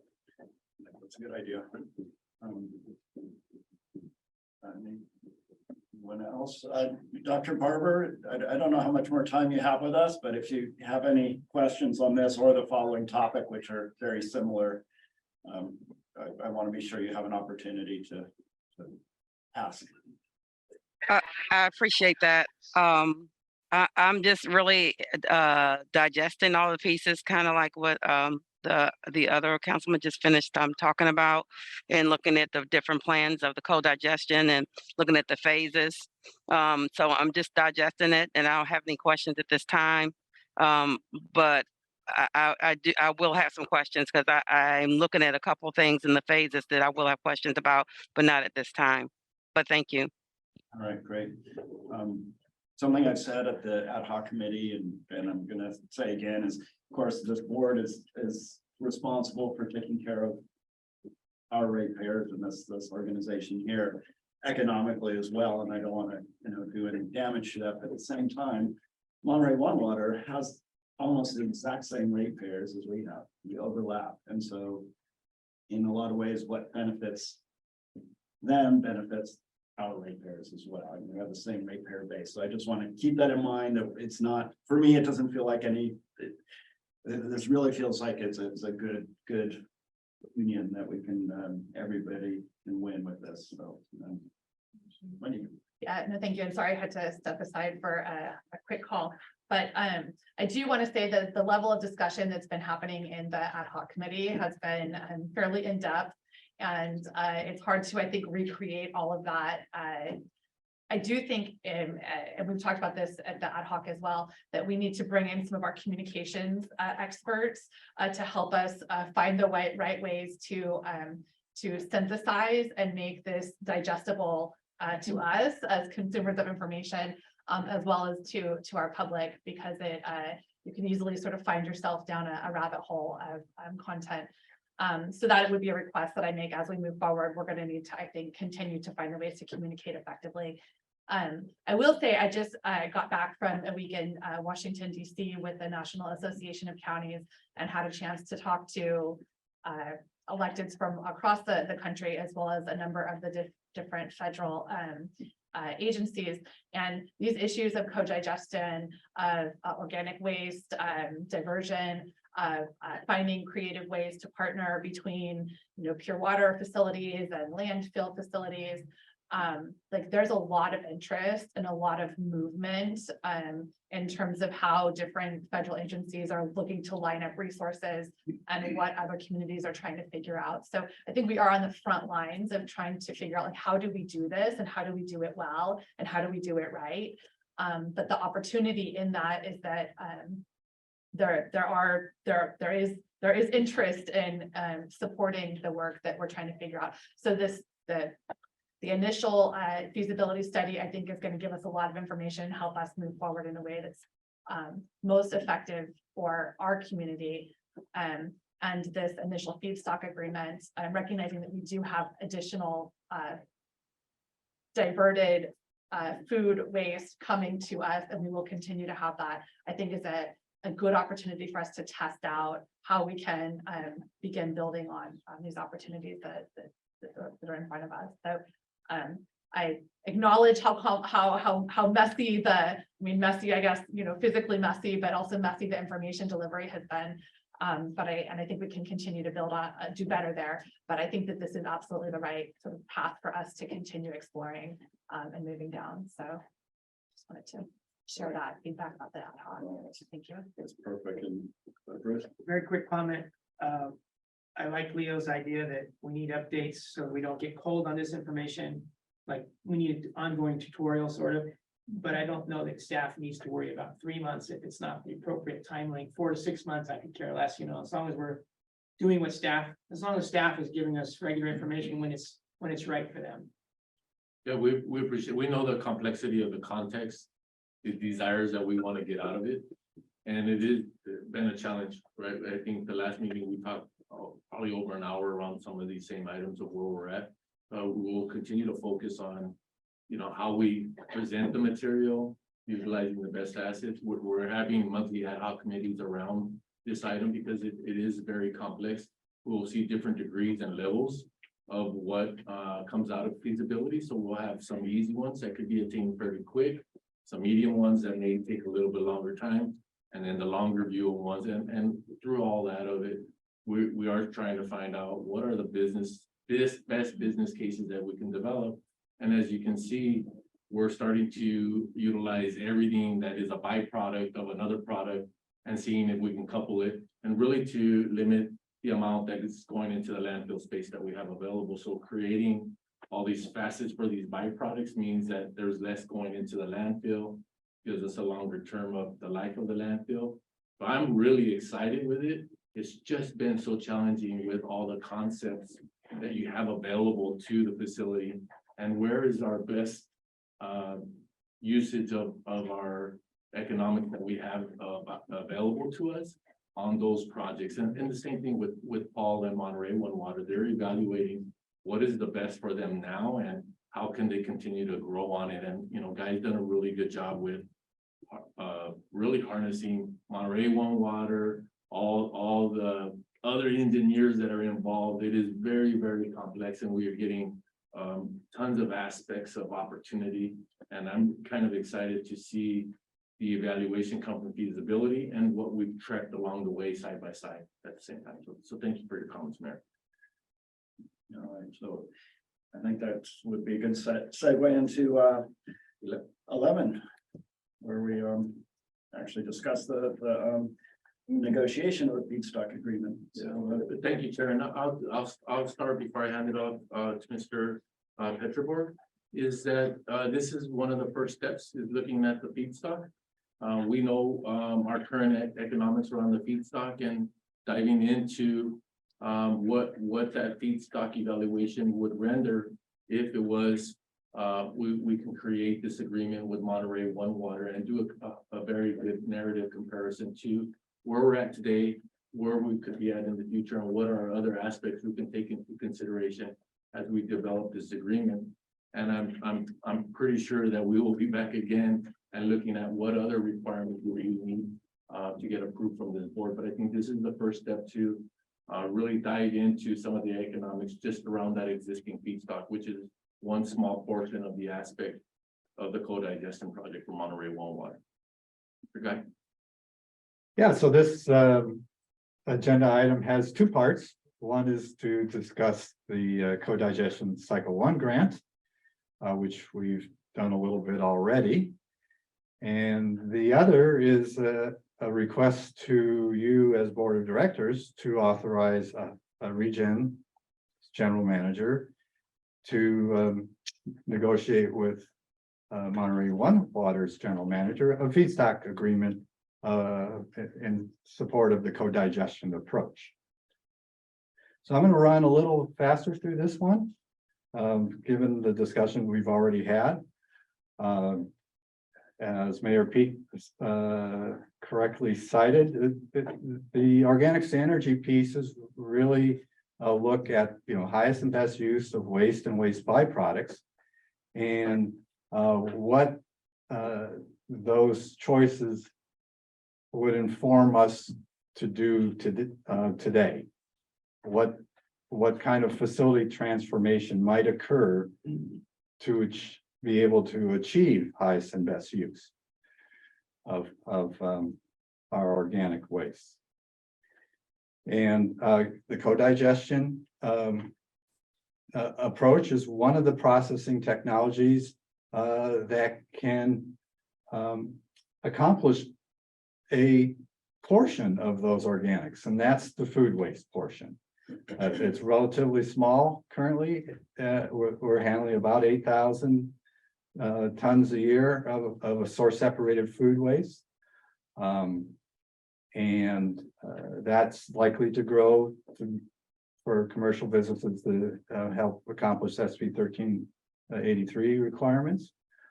And if the incoming trash it does not have less than about 25% organic content to it, then the district may require a processing facility to process the MSW, to separate those organics from the trash that's not recyclable.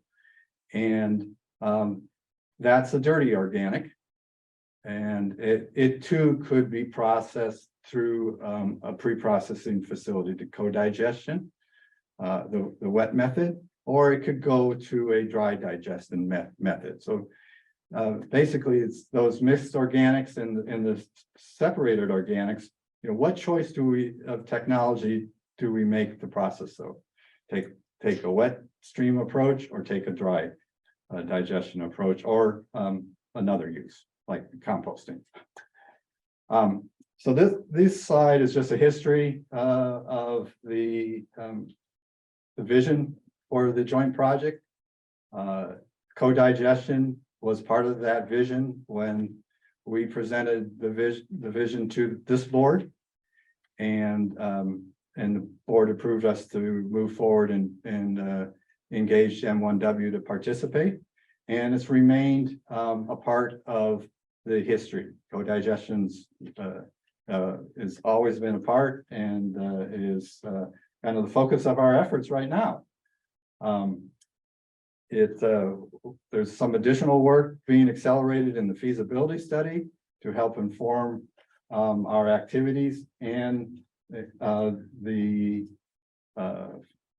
negotiation of the feedstock agreement, if you so give that approval to the general manager today. It is what is a standard item of a co-digestion approach. The wastewater treatment plant is their equipment would digest an organic slurry.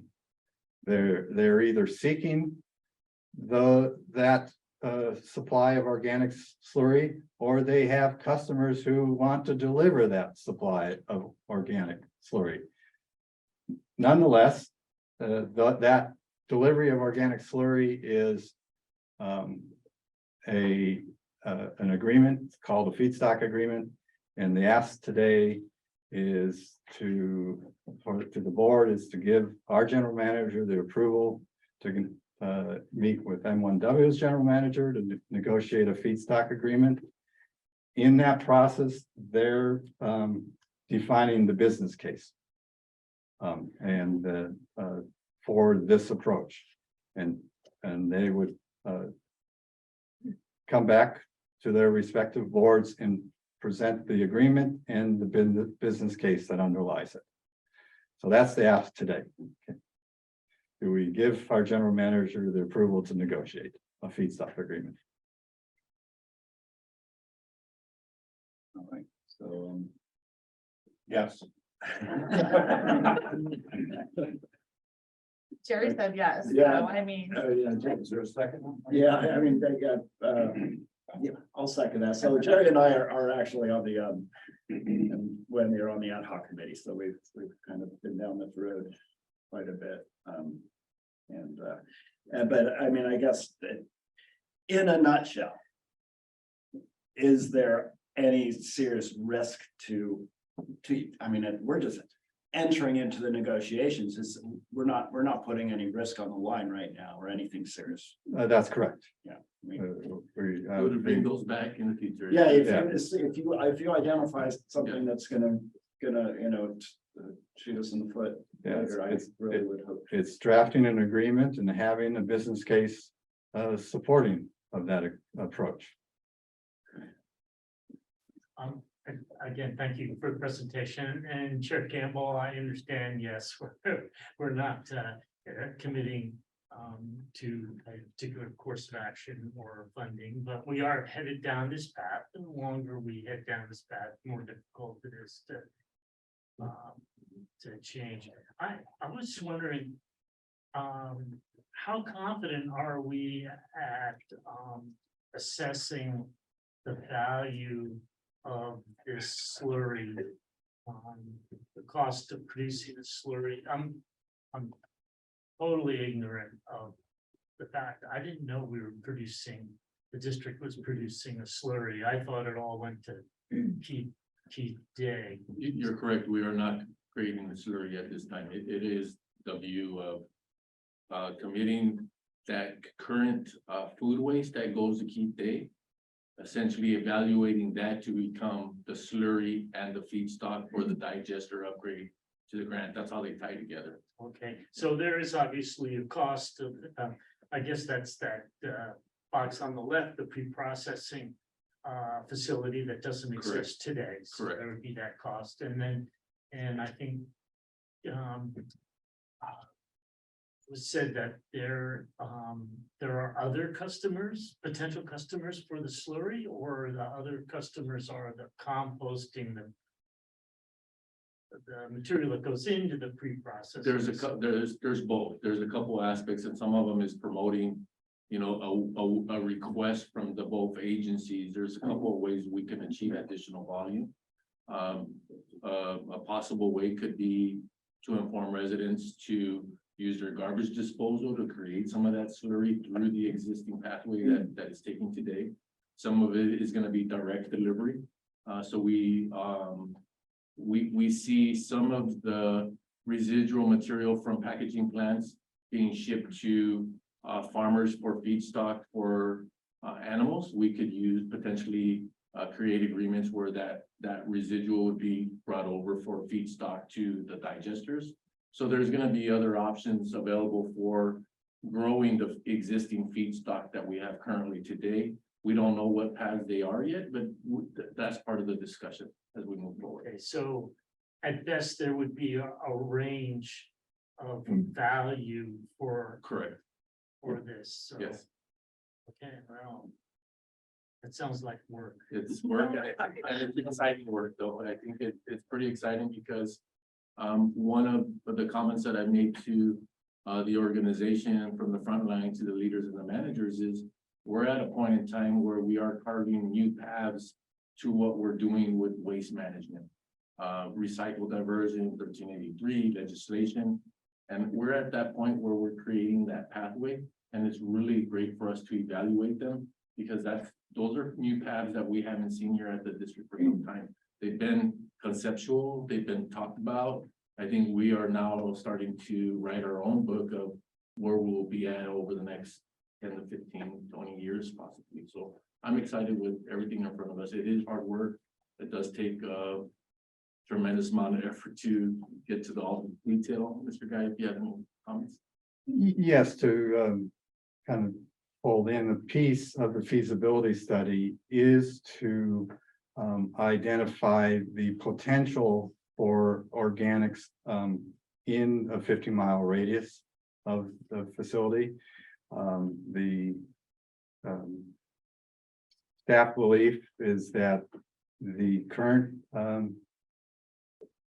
commercial businesses participation in organics diversion is not that great, and there's room to grow that.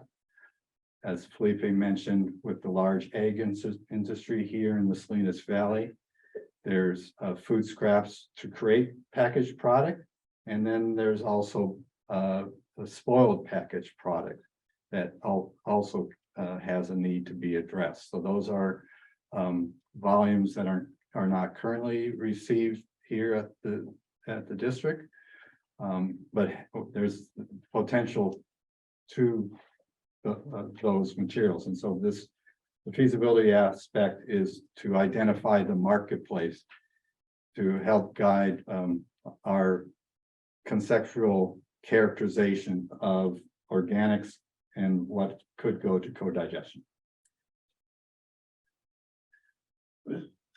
Of course, I'm supportive of the motion on the floor, but I have this nagging concern that maybe the food scrap program is not doing well as far as being received by the people, understood by the people, well processed by the people from their kitchen to their yard bin to the pickup. And I'm concerned that, you know, I've heard rumors, or not rumors, but rumblings that jurisdictions aren't able to move all the volume of mulch and compost that their quotas require them to move. And so I guess sometime I would like to have some, this might not be the right time, so at the right time, I'd like to have some kind of a discussion update of how those programs are doing and what their prognosis is for success. And then my question that is more relevant here is, given my concerns, are we talking about processes today that would help find us a way to deal with the volumes if we're having trouble dealing with those volumes currently? Like, is this going, these solutions potentially, are they going to give us a place to deliver all and to distribute all of the end products? Yes, at the high level. The feasibility study is a planning effort, and it's identifying what is the landscape of materials that have to be processed, their volumes, and how to process them for beneficial reuse. And so on the composting beneficial reuse, there'll be characterization of the volumes and a cross-reference, of those volumes to the marketplace. Is it more than the marketplace needs, less than the marketplace needs, and identify risk around that scenario or that component rather. Thank you. We have a quick question. How long do you think it'll take you to negotiate this agreement?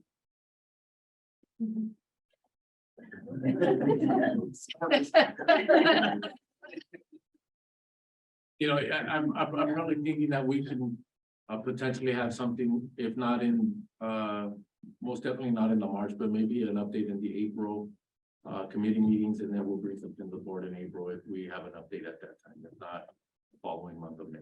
But we'll shoot for an aggressive date of coming back in April and seeing where we're at. We already have some concept that, Paul and I had a discussion yesterday. Envision a kickoff, seeing a global picture that Monterey One Water sees for this co-digestion siloed project outside of feasibility. Looking at feedstock, making sure there's a match there, and what are other components that we can bring in so that we can make it happen. We know there's some challenges that lie in between the economics right off the bat, but they've been conveyed and shared. And I think we're both open to sharing with the team and looking at all the possible ideas that we can bring back to here. If we can figure out a pathway to make that happen. So I'm excited. We're both on board and been very aggressive with the teams and how we create that unity of both agencies to come with items that benefit, concern, and the potential risk for both agencies are that we talked about in the past. Okay. Yeah, I also am in support of the motion. But I think as you think about the feedstock, I know Cal Recycle has talked about, new diversions, and I think we want to have that overall goal of where are things going into our landfill, we want to get them out. So I'm happy to hear that there is still commercial food waste potential growth, that maybe not everyone is doing what they need to do. So let's get them on board, because I'm assuming if they're not on board, that food waste is going to the landfill. So we want to get that out. So again, but if there is some sort of organic waste material that's going to feed animals, maybe that is the best use of that, and it shouldn't come to us. I don't know, but I think we need to look at, sources that are going into the landfill, getting them out, and then getting them, giving them to us where we could utilize it better. So just really looking at that increasing diversion at all possible areas. And thank you for making that point. It's a point that has a big value for us, because if we can't make those changes at the front end, we're essentially forced by state legislation to do something on the back end. And when we look at that back end, fear is if we can't do it on the front end, that MRF cost us $40 million in bonds. We still owe, 34 million on it. And for us to not do anything on the front end means another facility to process the 2,000 tons of material that are coming in that could cost us anywhere between 50 and 100 million. So your point is well received. We're already looking at it. We know it's a point of value. For the ratepayer, if we don't have to go out and solicit another bond or another loan for another facility to capture what we're not capturing on the front end. So there is a big emphasis around your comment that staff is already looking into that holds an enormous amount of value if we do it on the front end. Thank you. Karen? Yes, of course, I'm new to this and I'm trying to digest it myself.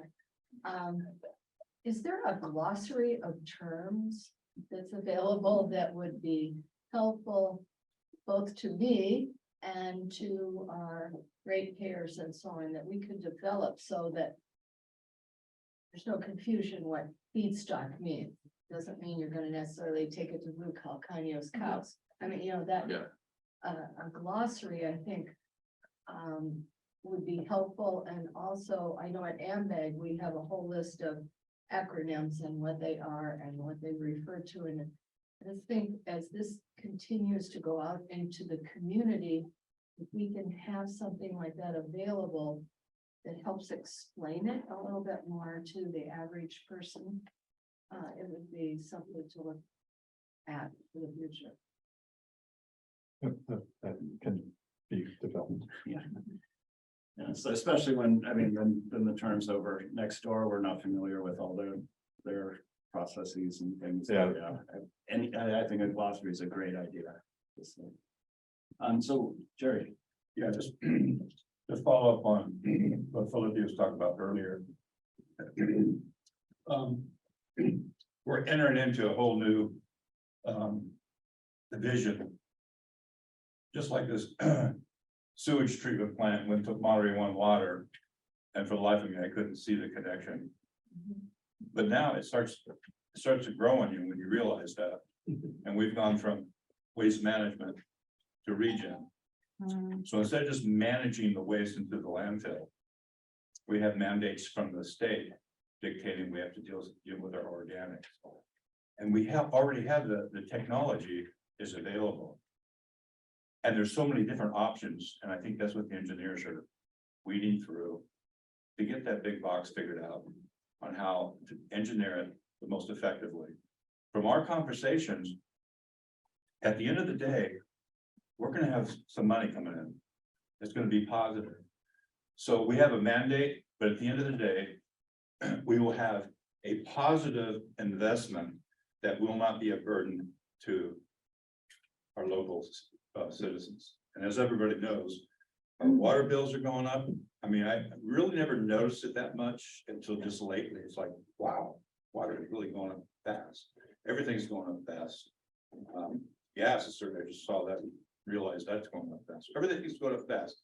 We have an opportunity to be able to make money at the end of the day. So I'm pumped about it as well. I don't understand it clearly as much as anybody else does, but it sounds exciting to me, and I'm all in. And I think what we're proposing is to push it faster. Like Paul says, I'm like Paul, I want to get everything on the table and go, go, go. All right, so, yeah, thank you, Jerry. So, Jerry, made the motion and I second it to direct the REPA to enter into negotiations on the feedstock agreement. And I was wondering if, Paul, did you have anything you wanted to add to this discussion, or you? No, thank you for the discussion and for the questions. Great, I'll open it up to the public. Is there any member of the public who wants to comment on this item? If so, please approach the podium or raise your hand if you're online. All right, seeing none, we're closing public comment on this. If there's no more comments from the board. I'd like to make a small comment. Okay. Based on what Jerry said, I'm not comfortable yet that we're gonna make money on this, because I still have in my mind, a few years ago, we were thinking we were gonna need a $40 to $80 million facility, maybe a box inside of which would be processed all these food scraps. So that's a big bill expense. And I'm not sure that I've heard ideas today that get us away from a large investment that's not gonna be profitable maybe for a long time. But what he said was more encouraging than what I'm thinking. So I just wanted kind of clarification from staff, this a moneymaker or is this a big expense? How are we gonna address it? I'll start off. I want to see a business case that results in Jerry's vision of making money, right? And through the discussions, we'll get to that number and we'll better bring it back to the board. So definitely neither Paul nor I want to invest on something that does not add up to a value to the ratepayer. So at this point, we are looking at Jerry's vision. We'll beat it up the best we can and come back with that business case that results in a positive gain for both agencies. Plus, we're not walking in the park, but I mean, dark, we're not trying to reinvent something. We have our advisors, are people that have done this, and they have shown what the net end result of those endeavors end up being. So, I mean, we're not gonna try to do something different. We're gonna follow their examples and try to come up with the best possible facility that we can. That will, according to them, they said that they make money unless we just. I have every confidence in all the engineers, all the people, all the staff out here has been at the highest level. So I have every confidence that this is going to be a wonderful, wonderful project at the end of the day. Yeah, if I could add. So we'll step to a higher level and goals. The goals of the joint feasibility study are for the highest and best use of waste and waste byproducts that are handled by the two facilities. So there's a collaboration occurring here. And the purposes are for reliability of operations, sustainability of operations, the environmental impact reductions of that are possible in these joint activities. And there's a case study for all this collaboration, the business case. It's going to be made up of components that fit into the bigger plan. The co-digestion may be the first one delivered as part of a larger plan. But at the end of the day, there will be revenues that will be generated, and the results are going to be a reduced rate of increase in rates because of the revenues and getting reliability and sustainability. There will be a financial reliability and sustainability associated with that, and it will maintain rates increases lower than would have otherwise been experienced. All right, if there's no other comments from the board, roll call vote, please. Dr. Askew? Aye. Dr. Barber? She had to leave. Dr. Blackwelder? Yes. Dr. Delgado? Yes. Dr. Polito? Yes. Dr. Laska? Yes. Dr. Peak? Aye. Vice Chair Shirley? Yes.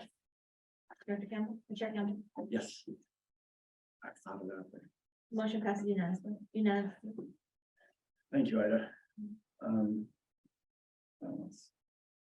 All right, thank you, everybody. That was a great discussion, and I'm excited about what's going to happen in the next few years to 10 years. All right, so I guess we're moving on to staff reports. 12, finance, review finance, operating and recycling. Thank you, Chair. At this point, we'll have Garth Gregson, our finance manager, deliver our monthly report.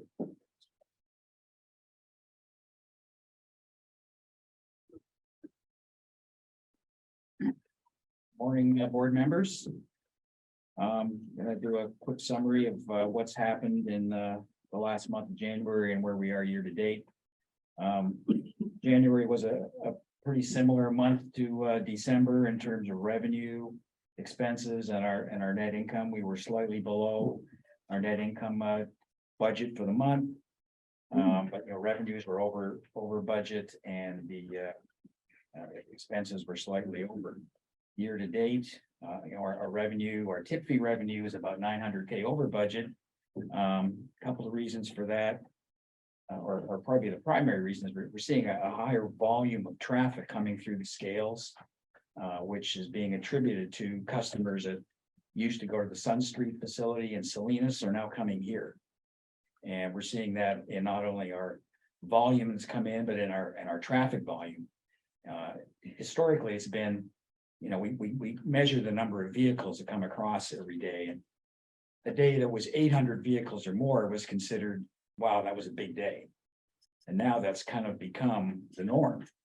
We're seeing 800 plus vehicles a day coming through here, which is showing up in our volume and in our tip fee revenue. Our power revenue continues to be very strong. We're well over budget for the year and much higher than we were last year, which is a testament to how well the LFG crew is doing, keeping the machinery up and running. The MRF revenue continues to lag compared to budget and compared to last year. And as I talked about before, that's primarily just due to commodity pricing not being as strong as it was in the past. So for the year to date through January, our net income is about 6.3 million, and we're about 300K over budget, and we are about 780K less than last year. And again, that's primarily because the MRF isn't doing as well this year as it was doing last year. In terms of the volume that has come in, so far this year, we have had 562,000 tons, and we're about 67,000 tons higher than what we were for the same period last year, attributable primarily to some of our regional contracts. We have the agreement with Waste Solutions that was not in place last year. And as I touched on just now, the increased volume we're just seeing from customers that used to go to the Salinas facility, which are now coming here. Our diversion percentage continues to be in the low 60% range, and it's been in that range for the last 24 months pretty much, and it will probably continue to stay in that range in the near future. So that's kind of a quick summary of where we are. Any questions? I'll be happy to take them. All right, thank you. Questions from the board? Just a quick one, thank you. On the diversion rate below 60s, could you remind me where's the state regulations? We are supposed to be at 75% for organic diversion. So the low 60s is our total diversion for everything. So that's all of the materials. Which is not subject to a state. I believe there is a goal. It's a goal. It's not, it's a goal of 75%. 75%.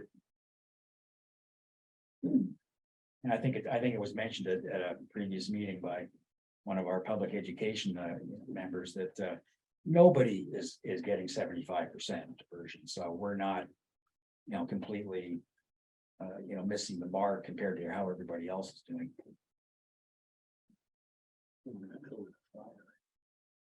Thank you very much, Garth. Hey, you're welcome. Great summary.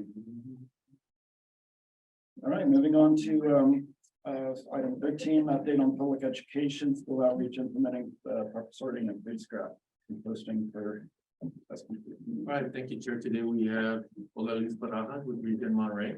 We also have Christian with Waste Management, and we've been partnering with some public education, and we wanted to give a public education update, mainly because we have reinserted ourselves in the education component. It took us a little bit to get out of, we're not completely out of COVID-19, but we are finding pathways to get back into schools and conduct education components in places where we had pretty much stopped, came to a complete halt at one point. So I'm really pleased to have both representatives here in the successful programs that they're demonstrating at schools, and they're becoming viable again to the public. So I'm pretty excited about it.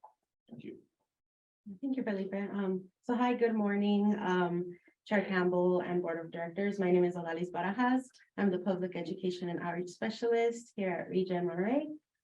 Previously, I was doing outreach with AmeriCorps and the United Farm Workers Foundation. And I recently graduated from UCLA in 2020 with a bachelor's degree in environmental science. and minors in Spanish and Environmental Systems and Society. And thank you for having us. My name is Christian Thornley. I'm with Waste Management. I've been at Waste Management for 3 years now. 2.5 were spent in Alameda County, where I worked with actually a couple of school districts up there as an account manager. I moved here in June of last year and took over as the recycling education rep down here. So we've been working together since June of last year. Our presentation today is really to tell you about the outreach that we've done, give you a couple of real world examples of schools that we're working with, and to talk about the next steps with the program. You know, it's something that we're building. We've been building, you know, we got our feet wet at first, and now we're really sprinting at this point. We're doing a lot of work with the schools. This is a real world example of a school that we visited last fall. This is, you can see there really isn't that much sorting here. There's a lot of different materials, and you know, this is what we're aiming to change. Every school is different. There's schools that are doing very well. There are schools that aren't doing very well and you know, have bigger hills to climb. But these are a couple of examples, and I have to give credit to Eric. He takes all the pictures and he does a heck of a job. And this is really the ultimate goal, right? This is actually from Oakland Unified. There are sorting stations up there, and this is across all the schools up in Oakland. You'll see your usual suspects, the recycle and trash, which we see at all schools. Food scraps is something that we're implementing. You know, going to the prior presentation, we're trying to divert more of that from the schools.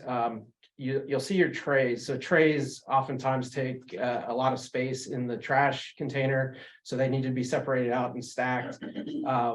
The liquids are heavy, so when they're put into a bin, it's tough to service them. So those need to be separated out. And then on the left, you got your food share tray, right? So Odalise and I spend time, and Eric, we spend time at schools, and we'll watch the students at lunch, and you don't know how many oranges and apples get thrown out in the trash, and if they have a food scraps in the food scraps container. The goal is to get them so that the students that want to eat those items can eat those items, and they can share them. So I'll pass to Elise for the next portion. Thank you, Christian. So I'll quickly go over how we're actually helping schools meet SB 1383 requirements, and then I'll go more in depth on the next slide. So when we begin working with a school, we first like to introduce the school waste reduction guide that we created. We then go ahead and assess the bin and signage infrastructure at the schools, make sure that we engage all key stakeholders, provide that education to the student, teachers, and staff through trainings. And then after that, we do proceed to implementation day, which is basically the day where we put into action, you know, the lunch sorting stations, and then we provide kind of like one-on-one trainings to the students during their lunchtime. So this is the front cover of our school waste reduction guide. So our guide actually provides an overview of SB 1383 inside, so that the teachers can, you know, fully understand what it is that they need to comply with and what the requirements are for that. And we also included a step-by-step checklist, which helps us and the schools both stay on track throughout the process of implementing SB 1383, right? So the checklist does include an initial assessment.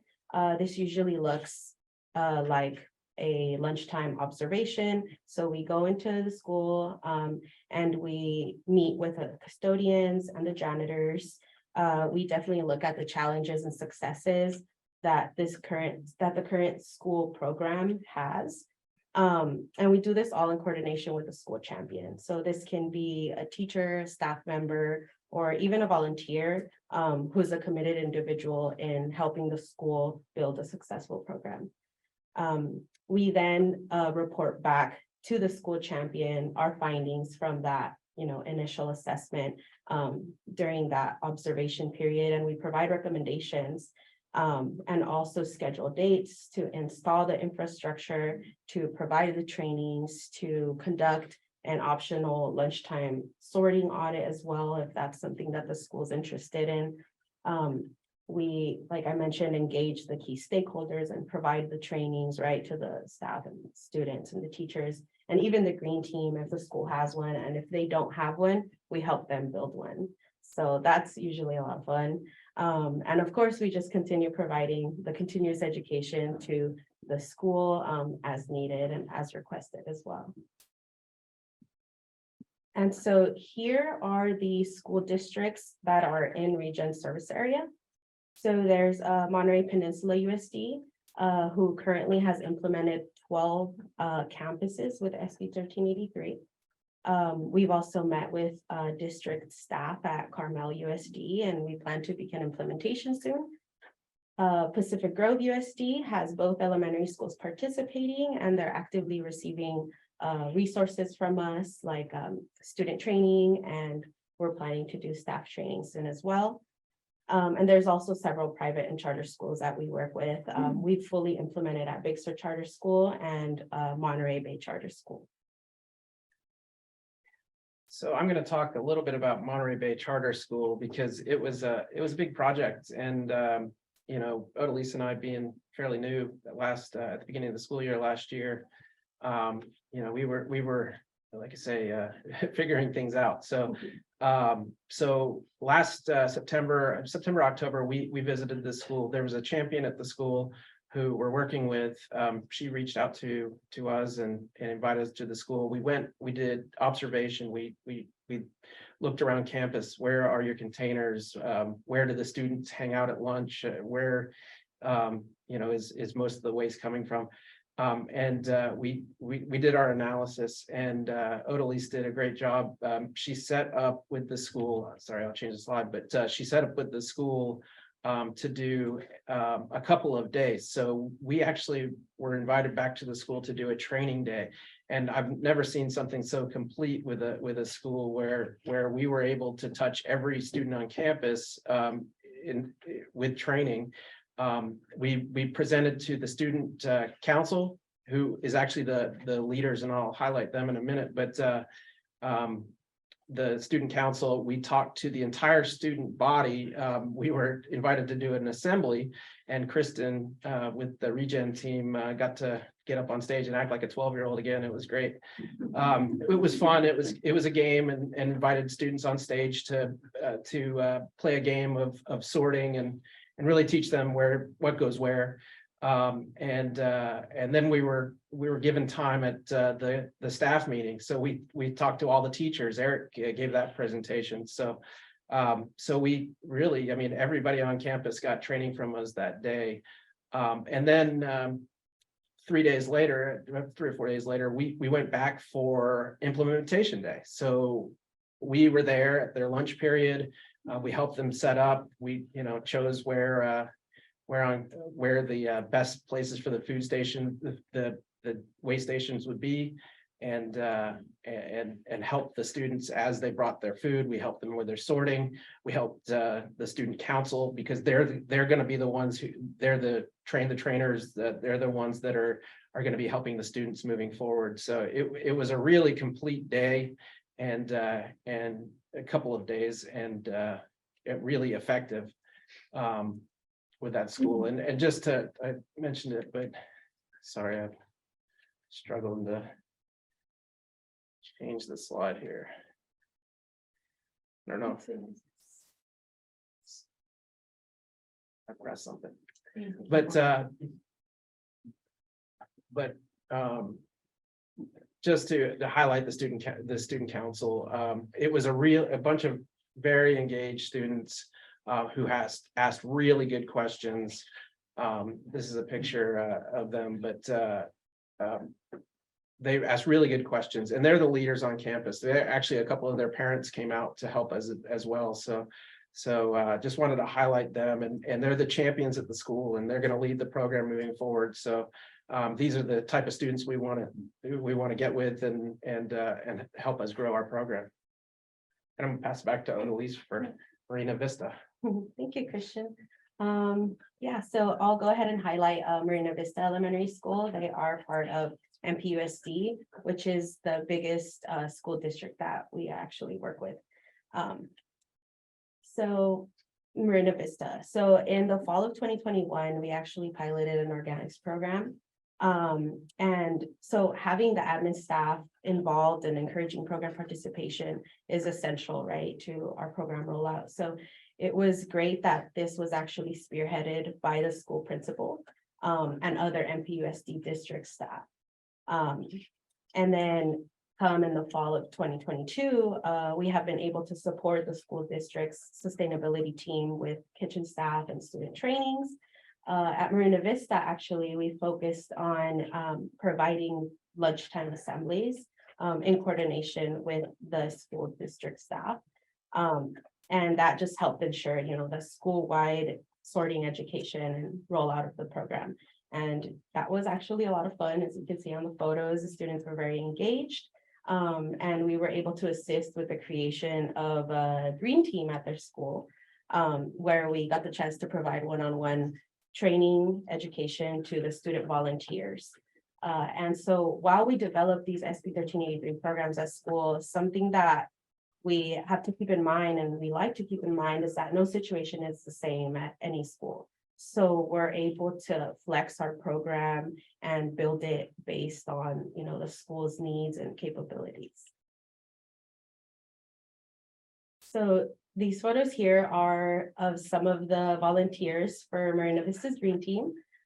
They were super excited actually to wear their aprons. And yeah, so the students definitely take initiative to be part of their lunchtime green team. They volunteer to help their peers learn how to sort properly, and they can also potentially earn school bucks for prizes from their teachers or kitchen staff, just, you know, for being volunteers and for their great work and for taking initiative, of course. So they're definitely rock stars, and we're super proud of Marina Vista's excellent progress and work with implementing SB 1383. And so now I'll go over our next steps in school outreach. So SB 1383 needs to be rolled out district-wide. It's crucial that all the staff and the teachers are engaged in the program for it to be a success. So with that, we will continue reiterating, you know, proper sorting, providing that education to new staff and students, and hopefully get the teachers more engaged as well. Maybe even adding, you know, lesson plans about composting or recycling or other sustainability topics within their classroom setting. And something we also hope to do is to conduct an annual waste audit at the schools that we've been working with to measure program success and potentially engage like a science and environmental class or their green team, of course, to help with those waste reduction efforts. And one of our main goals as well is to integrate these sustainability programs, like such as the food waste reduction and sorting into the fabric of each school's culture. And hopefully, you know, like the things that the students learn and practice at school can then be taken home, and they can help their own families with their sorting and with their participation in the program. So rollout of these programs is definitely not only just helpful to the schools, but to the communities as a whole. And so, yeah, thank you guys for hearing us and for having us here. Lastly, I would also like to thank Christian and the rest of the waste management team for their great help and support, you know, as we roll out these programs in the schools. And I really look forward to making more progress in the future. Yeah, we're only gonna get better. And thank you very much for your time. Appreciate it very much. Thank you. I have a question. You know, there are such confusing instructions about diversion. And different communities have different rules, and we have different signage, and things change as when you go into a school in an area, do you make sure that the signage and the sorting matches up with the community's rules, because, you know, kids are great teachers and they go home and they can teach their family how to do this. But if they go home and there's one set of signs for their at-home sorting that doesn't match the school sorting, it creates a confusion. Personally, I would like you to come train my husband. This is an ongoing discussion at our home as well. And, you know, in Carmel, we don't have signage on our bins, which we should. We have no allowable green bags, which I see, the bio bags, which I see the school can use.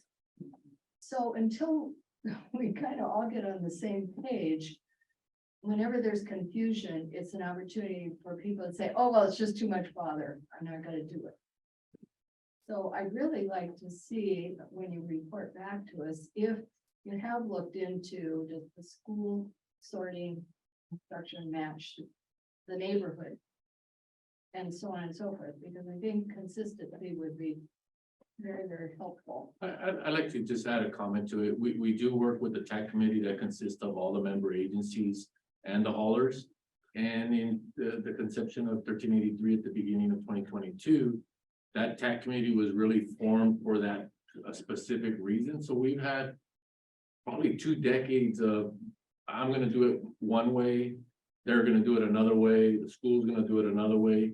We've had 1 whole year with coordination, and this is even with Salinas Valley Recycles, our counterpart on the other side, is to align signage, and that's signage from waste management to Monterey disposal, to green waste recoveries, to Republic in Salinas. Those are the 4 haulers that service our community. And we are actually starting to be sought by other communities in alignment with signage as well. So signage is a big item, and we'll continue to push that through our TAC committee. I think Mike Nickum and Ted Terrazas are the chair and the vice chair for the TAC committee. But we've really pushed in this last 365 days to push alignment of our messaging and our signs as well. And I would too like to see, is there alignment with the current, what's going on with the hauler, and alignment with what the messagings are gonna be. But I think they're getting closer and closer to having a good alignment with verbiage and language that is being presented to the public, because we do know it's a setback when there's confusion, because I don't do it now because I'm confused of what I'm supposed to be doing. So thank you. Thank you. If I could say something on that one, Odalise did develop signage for the schools.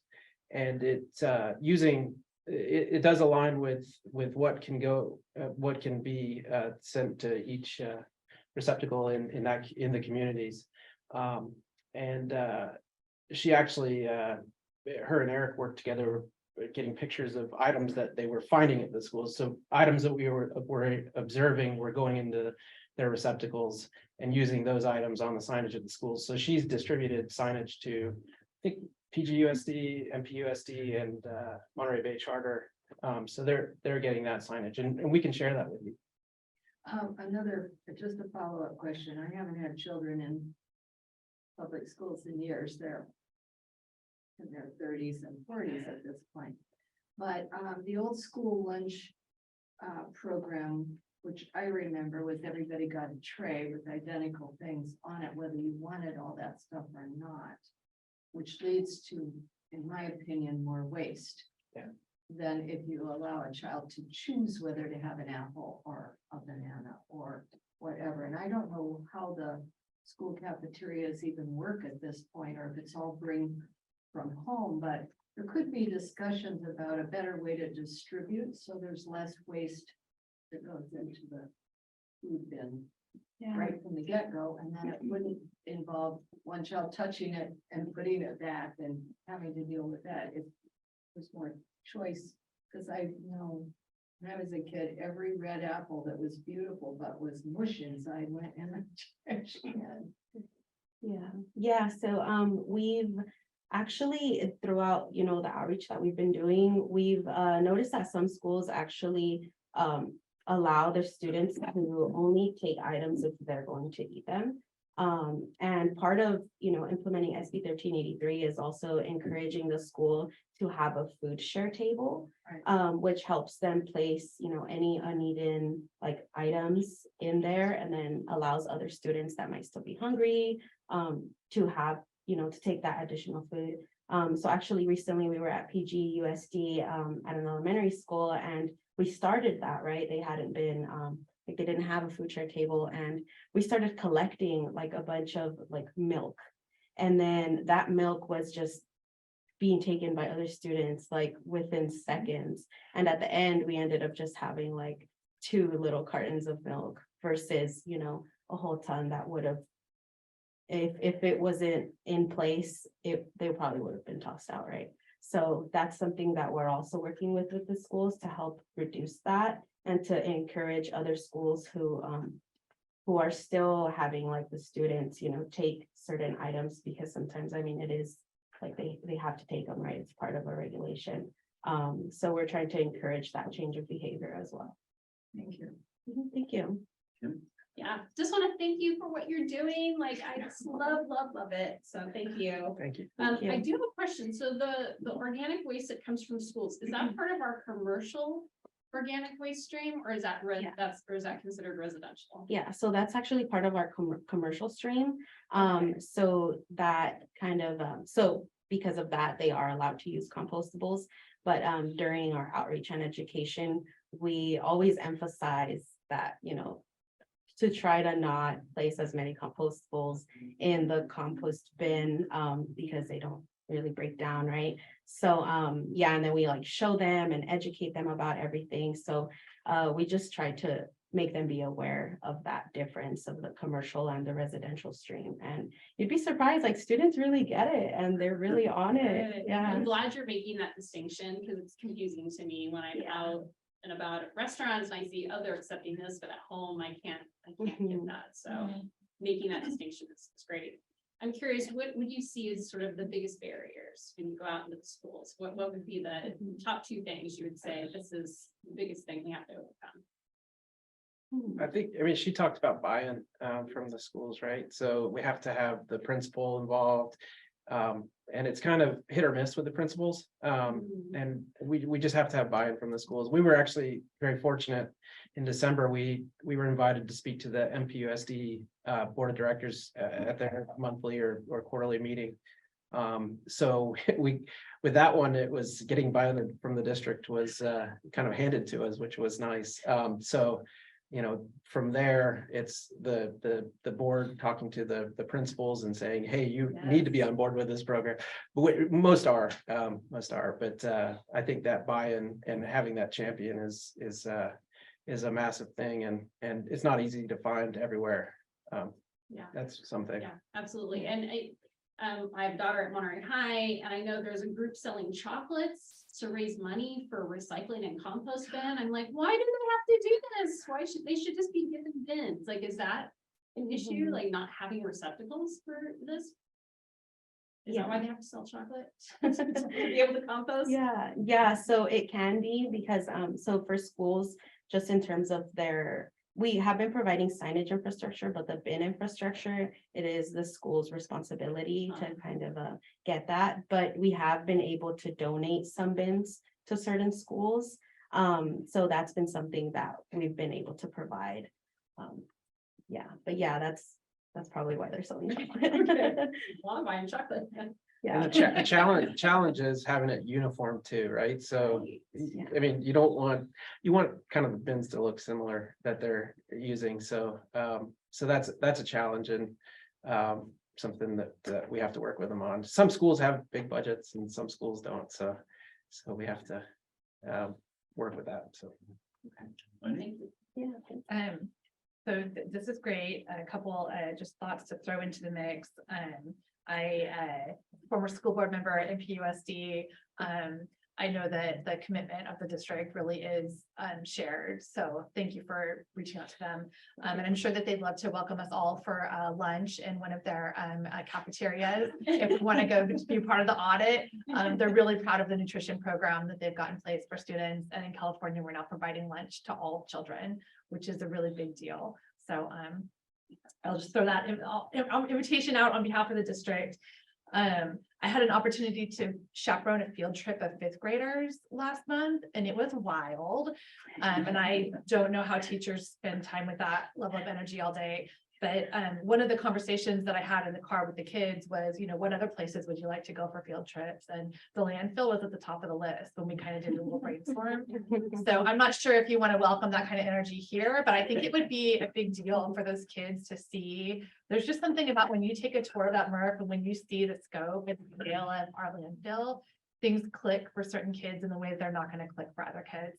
So if that was an option that we could make available to schools, I think there would be interest in that. And then my last comment, as you are developing out the education for the students about what they can do to help us be part of the solution, there's this idea that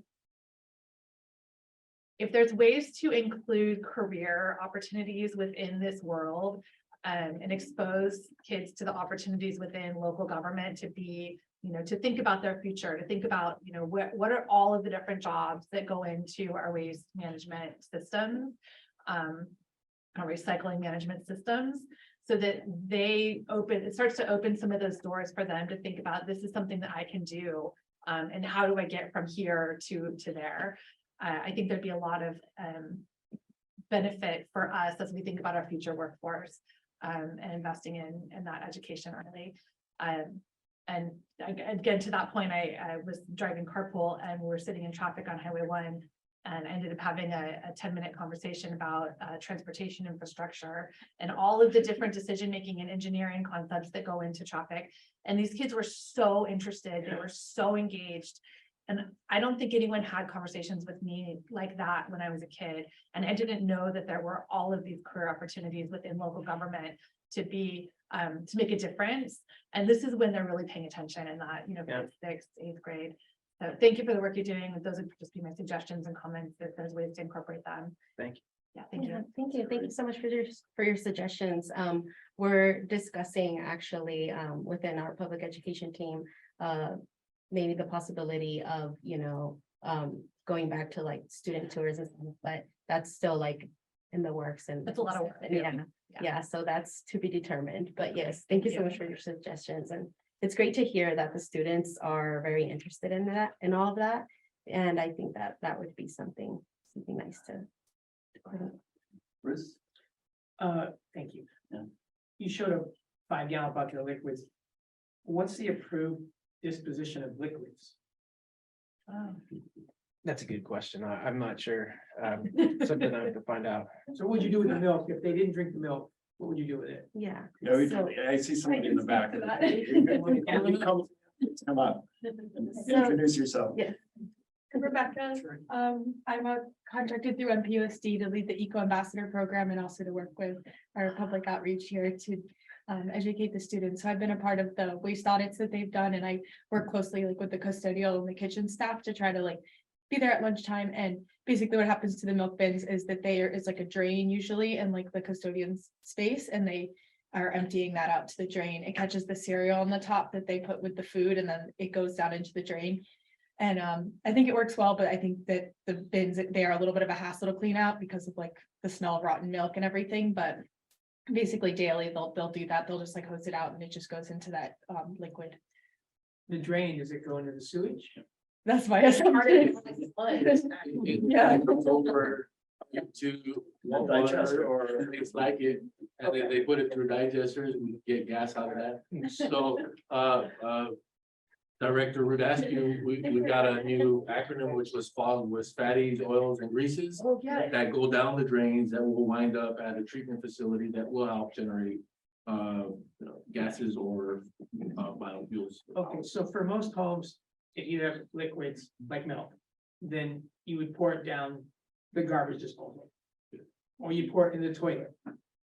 Some way to get it, because in my house, the kitchen goes right out to the yard, so I would pour milk probably in the yard. But for me, I'd put it in the toilet, right, instead of the sink, is that the approved? Correct.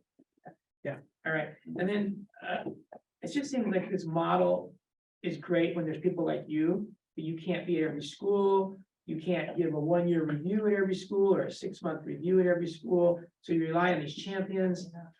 But just getting in the classroom to give presentations you have to have a champion teacher to arrange all that. And when those champions move on, sometimes that just dies on the vine because there's not a new champion willing to jump into place.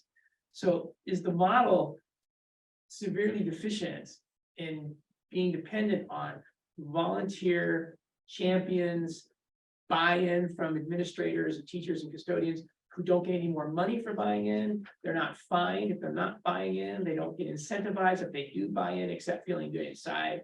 So is the overall model of what we're doing one that's going to work, or does it need financial input to pay people to provide the continuity?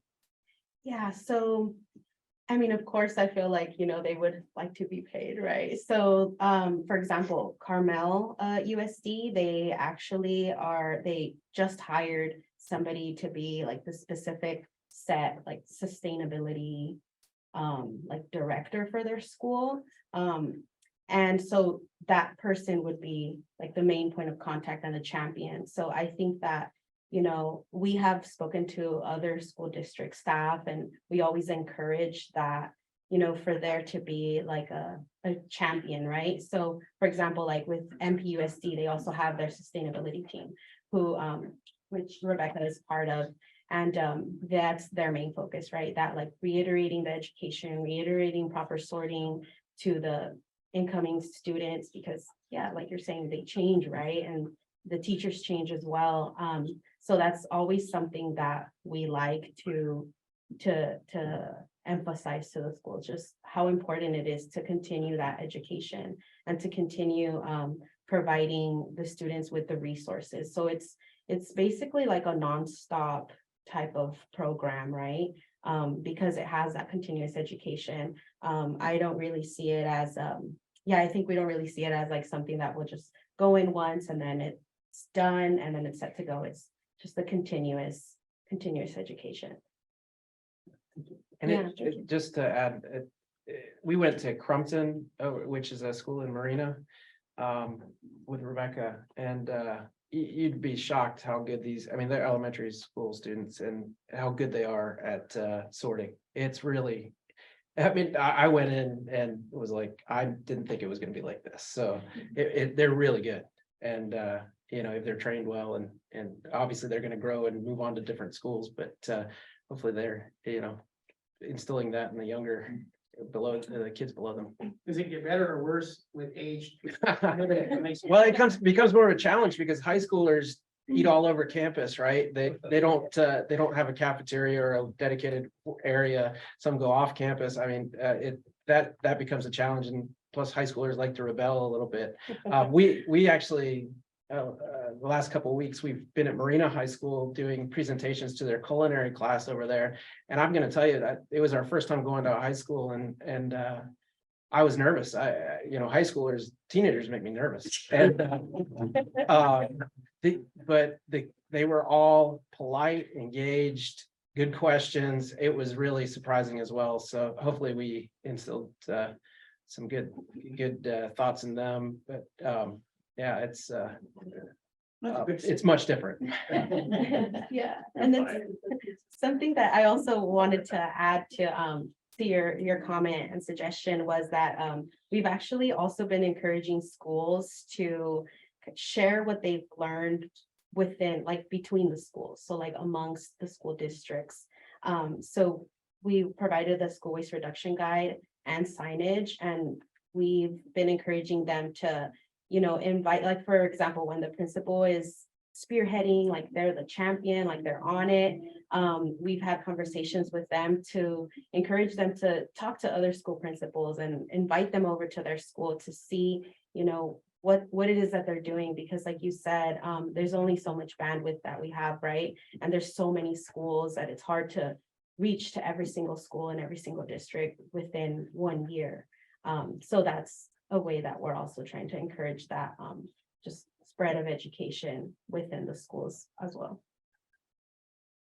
Yeah, thank you. All right, I just first I gotta say, how cool would it be to get the title, the school champion? I just like Thank you so much for to both of you, what you're doing. And as I was going through these slides the other day, I saw waste management all over the place. And thank you to Waste Management for Yeah. being really engaged and helping with this. And I guess Waste Management does handle a lot of the schools. Yeah, most of them, even in our, Pacific Grove, we don't service that area, right? So, but we do service the schools of Pacific Grove. Uh-huh. Carmel City, we do not service, but we do service Carmel Unified School District. Right. I mean, pretty much, there's a few schools we don't service in this part of the county, but I mean, almost 100% of them. But you might show up at that school anyway. What's that? You might show up at that. It's happened. It happened. I went to one we did service. I didn't realize it, but. No, I really appreciate the outreach. Yeah, You thank know, you. we talk about outreach all the time and how important it is, and I think it's just fantastic. Well, thank you very much. Thank you for the presentation. There's no other comments. Good work. Thank you.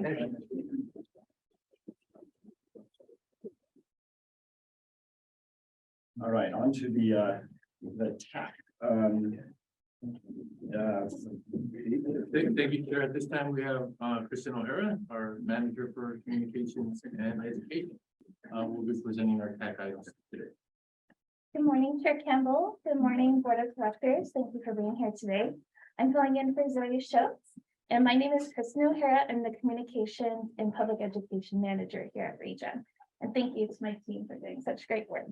I'm here to give a report out on January's TAC meeting about SB 1383 updates. First, we tackled SB 1383 contamination monitoring, which is the lid flipping project that we contracted with Blue Strike Environmental.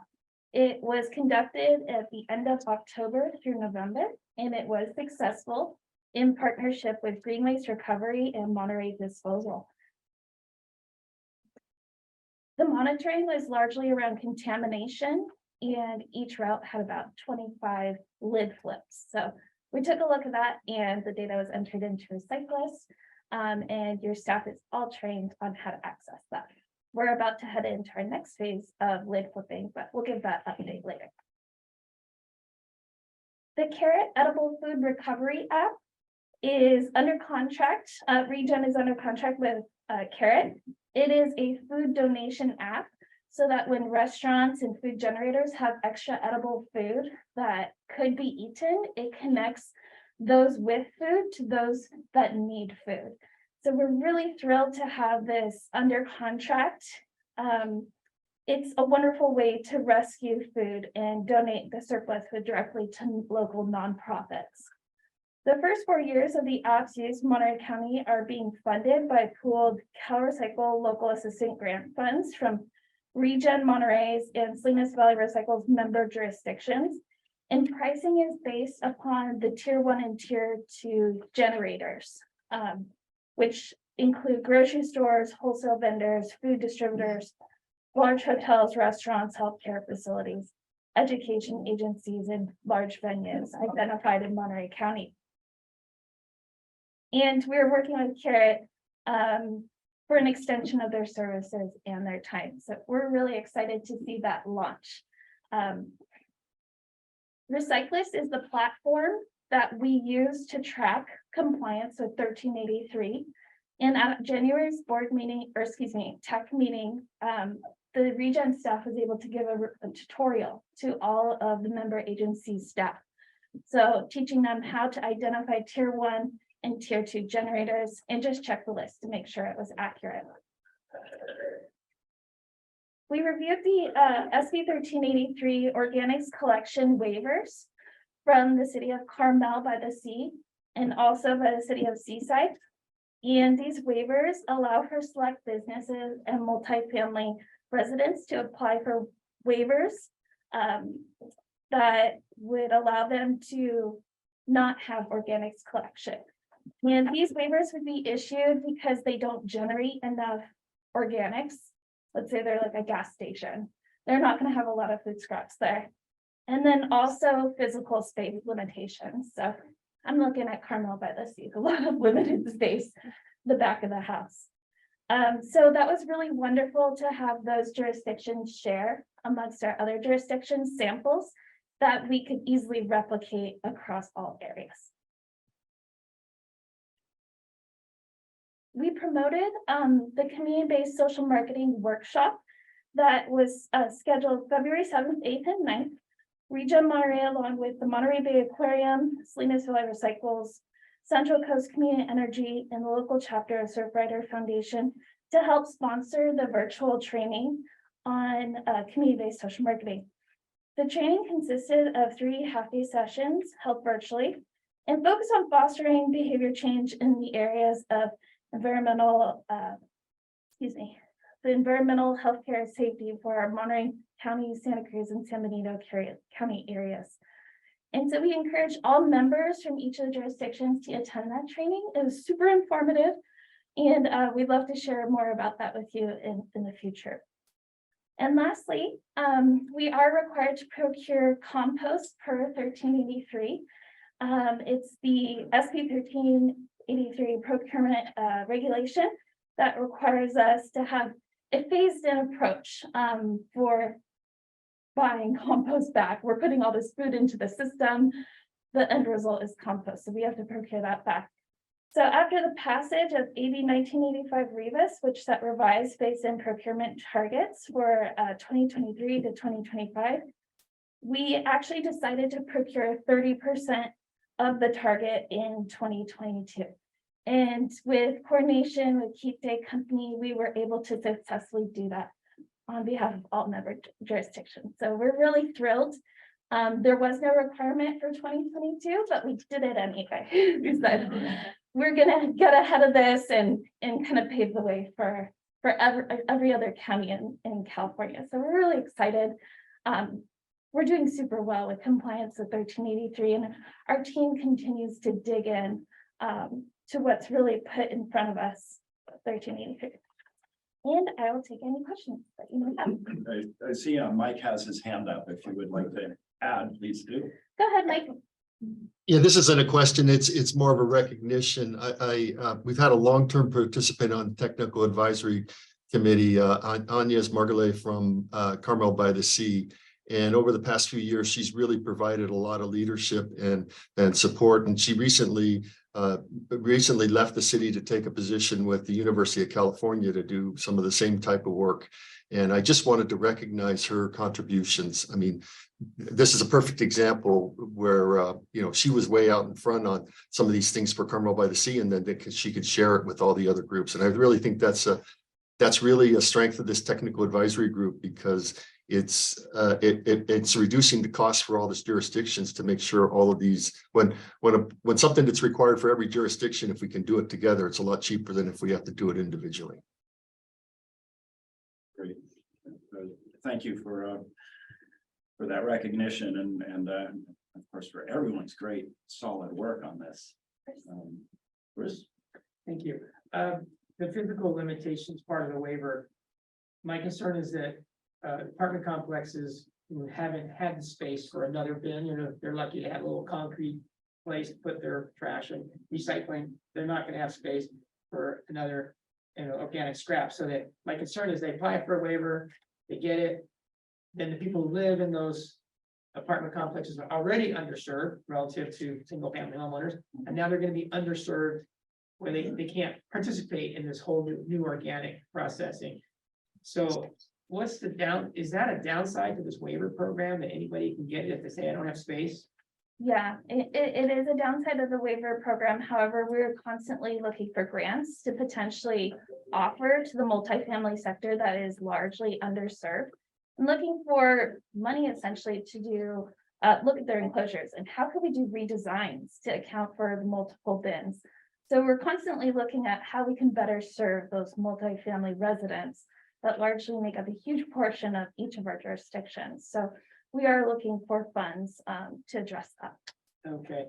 And then on the social marketing workshop intended to change behavior, I thought it was a great concept, but I talked to people that went to it and I asked them, what did you learn that can be implemented?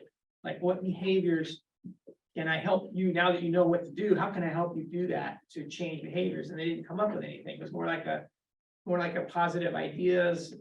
So can you give me a couple examples of how that workshop's content can be implemented in people's behavioral practices? Sure, and we can come back to provide a report out more specific to the workshop, but essentially the workshop taught us that we need to look at actual data to understand people's behaviors. And by doing that, doing a series of surveys and having different control groups and actually basing our marketing principles not on our assumptions about what messaging works, but actually looking at data that actually does drive behaviors. And we can give more specific examples at a later date. But it was very conceptual and it was a lot to absorb, I'll say that. It was fantastic workshop and we can share our notes. Thank you. Great. Bill? Thank you very much for the work and well, the report and all the work that the TAC does and I agree wholeheartedly with Mike to cooperation among all the agencies. It's good. On a specific point, I'm interested in 1383 contamination monitoring, which I believe this board had a hand in funding. And so I'm just wondering if this board is interested in the future, seeing the numbers that come out of this contamination monitoring. And to be precise, I want to know if I can go to Bruce and say, hey, look, Pacific Grove had 95% compliance in October, which it did. Can I brag to him or will he come back and say it's not good enough? Absolutely. I'm so glad you brought that up. So the contamination monitoring project is well underway for our second phase. We actually met with Recyclist staff yesterday to give us an understanding of how to track the percentage of clean bins against contaminated bins per route and by jurisdiction. So we're actually helping them change their reporting system within to see the data and the results that you want to brag about. So we'll have that for the second round, and Recyclist is very new in their organization. And so they're almost figuring out 1383 as we go with us. So it's really fantastic opportunity because we can shape and form how their reports are pulled out from the data that's collected in the field. So we're Can you do Bill's house and then do my house? Can you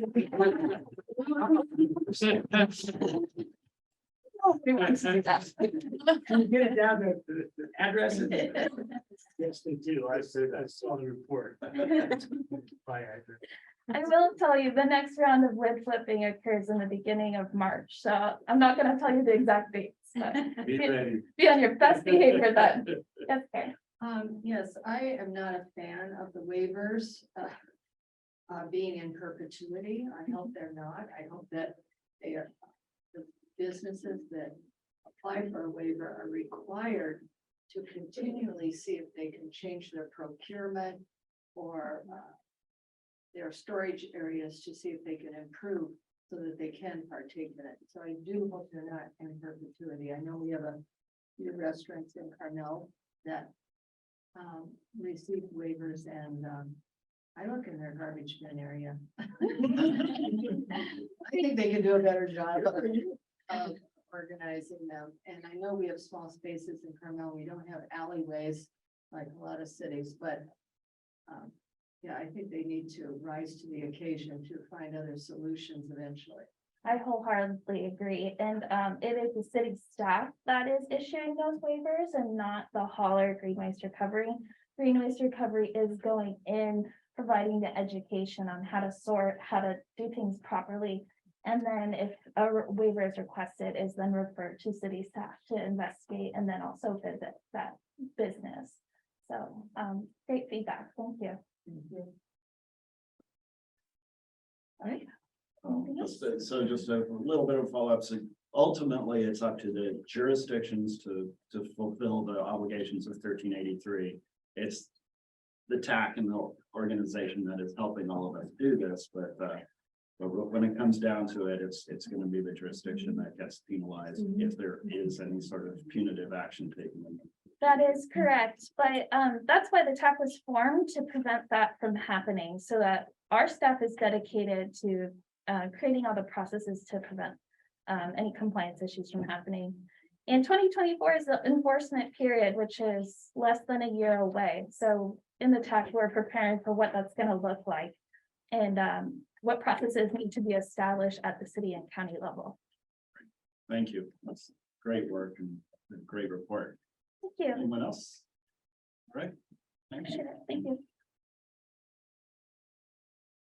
All right, moving on to other correspondence. We received a couple of letters regarding one SDRMA and then one from the CSDA. Felipe, do you want to? Sure. But I it was addressed. Yeah, go ahead.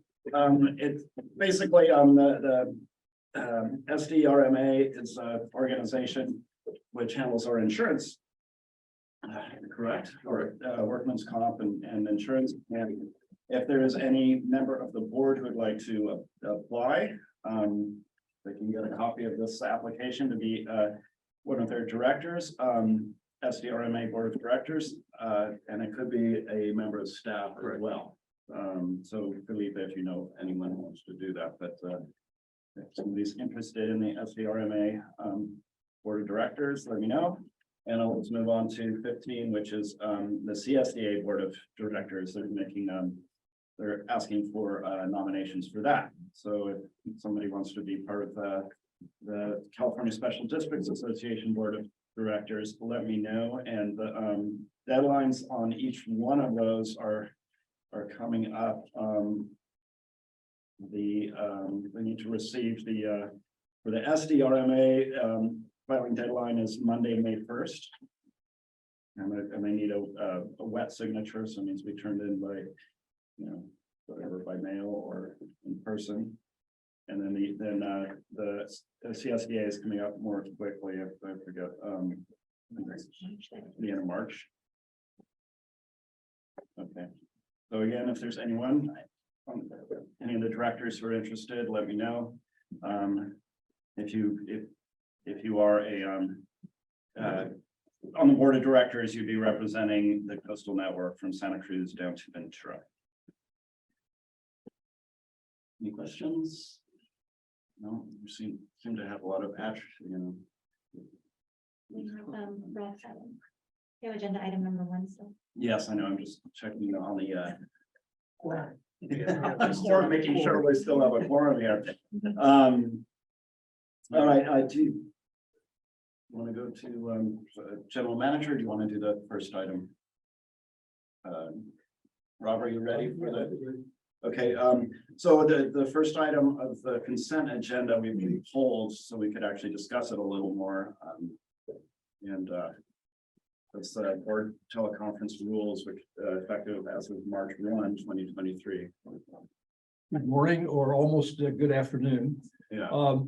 I'm sure you're all excited to be coming up with a new set of teleconferencing rules to apply to your meetings here and to apply to your meetings at your council meetings and your board meetings that you represent. I'd like to first let me back up and start back to the original teleconferencing rules that are set. All these are set forth in the Brown Act in the government code, but the original rules precede COVID-19 and go back a good number of years, and a lot of you will be familiar with them. They're very specific, but what they require is that if someone wants to in fact in these situations you actually could be on vacation or you could just be out of town for any particular reason, and you want to participate in a board or council meeting. You can provide the address that you're going to be attending the meeting from, teleconferencing or video conferencing. That has to be on the agenda. And then at the meeting place where you will be participating, and I've always liked it where I hear someone's going to be at the Sheraton in New York City, or they're going to be at some hotel in Paris. We've had that at Monterey One Water. And you're supposed to The address is supposed to be in the agenda and notice, but at the site where you're participating from, you're supposed to post that agenda and notice. And the question always came up, well, should I post it on my hotel room up on the 18th floor where only people walking past are going to see it? Or does it need to be more general? No, we didn't know what room you were going to be in, and that wasn't posted. So you have to say you were at the Sheraton. And then I've always wondered, you get into these details and then you sort of, it gets fuzzy and you kind of try to ignore them a little bit. Do you have to sit down in the lobby and wait for someone to show up and post it in the lobby or whatever? Those rules, I've never had an instance where it's become important to know whether that was accomplished or not. But anyway, those are the rules that apply under the old Brown Act, and they're going to be pertinent for a lot of you going forward, because these new rules you see are very specific and limited, the new rules under 2449. So then backing up after those original COVID rules, when COVID came along back in 2021, there was an adoption of the rules for AB 16. And you know those we've been following those with a resolution. It requires that there be in place a state of emergency declaration, and that every 30 days you adopt a process that says for the next 30 days we're going to hold these meetings in this particular manner, and those we've done that for a good part of a year now. And as I've noted in the memo I gave you, the governor has announced that by the end of this month, that state of emergency declaration is going to be set aside. So AB 316 would no longer be applicable unless there was a local determination by the health department with regard to requiring separation of folks inside buildings and such. So that is going to be limited. So then in September of last year, the legislature passed AB 2449, and these are the new rules which I've given you a memo relative to. And it's got a lot more detail than I want to go into now, but in general, just note that what it does, it gives you two situations where you can participate remotely, either for just cause or for an emergency situation. And for just cause, it's very specific. It has to do with a child or caregiving need of a child parent and so forth, contagious illness, a need for physical or mental disability. And then this is the travel one: travel while on official business for the board or for the agency or for another government agency for which you work. So if you're traveling and you're in a meeting somewhere, the League of California Cities or something like that, that would be something that would fall under travel. Otherwise, it doesn't fit into your vacation plans. That just simply vacation would not be sufficient enough. And then with regard to an emergency, that's also specifically defined in the code section. With regard to each of these, the requirement is that you notify, for example, the district. You would notify someone at this district, and we'll work something out relative to who that might be, that you're going to be gone, and have set up a situation so that if the notice is provided in the meeting notice. And in fact, under the emergency situation, the notice may come as late as someone notifying us the day of the meeting, the morning of the meeting, and the first option, the first matter that's placed on the agenda is a request that I'd like to be excused for an emergency, and here's the reasons for my emergency, and then the board has to vote whether to accept that or not. So hopefully we don't get cut down to the last minute with those kind of situations. What you see is that obviously there's going to be some need for some sort of procedures and process that the district's going to need, and your cities and other boards will also need to have in place so that you can operate under this new teleconferencing rules. And so my hope is actually do a policy for this district that would be as specific as can be, And then you would each have something in writing, and we'd set up a process. I want to talk to Felipe and Helen and Ida with regard to how that process would work. And my hope is to have something back to you next month with regard to a policy of just exactly how that process would work. So that's it in a nutshell. I haven't given you a lot of specifics because they're all in this memo I've given you. But if you have any questions, I'd be glad to take them up at this time.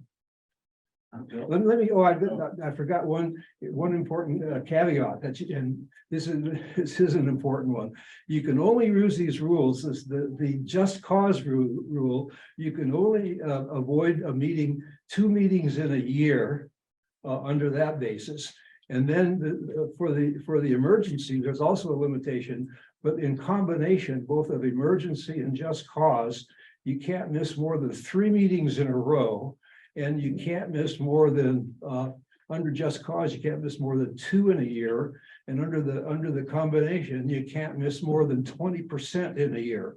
So if you say we have 12 meetings, if you have 12 meetings in a year for the district, 20% I think is 2.4. So it's 2 as well.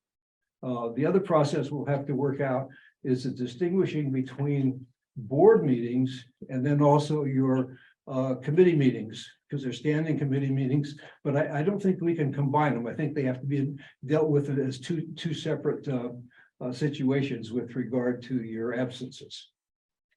That's all I have. Any questions? Thank you very much, timely report, and I support putting together a policy so it's clear for everyone what how it should be handled. So this all hinges on the governor's state of emergency. He announced, I think it was last October, that he intended to lift the California state of emergency, right, at the end of this month. February 28th, right? But he has to actually do it. So that's correct. He's got 11 more days, right? Right. We can keep our fingers crossed. Yeah, right. Thank you. There's also, I might mention, we've noticed, and if you've noticed when we've done our meetings under the AB 316 with regard to not only the governor's statement of emergency, but there's also the county health department had a letter that we always cite that recommends social distancing. And I assume that's probably not going to continue much past the governor's declaration, but that would be something you possibly could hang an AB 316 situation on and do that 30-day notice every 30 days to open up your ability to teleconference. Bruce?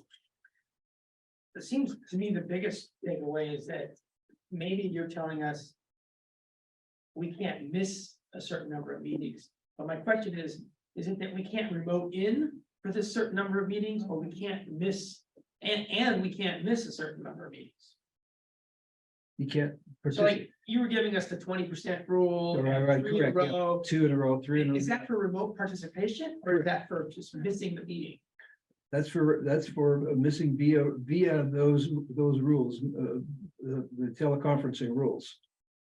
Remote participation. So it's for remote participation. And not Yeah, for, yeah. you can miss. I think we have our own policy as far as how many Right, meetings you can. Right. So it's just about remote. Yeah, and relative to that, the standard rule that I gave you earlier, it doesn't necessarily fit in because that's under the original Brown Act rules. Say you're on vacation.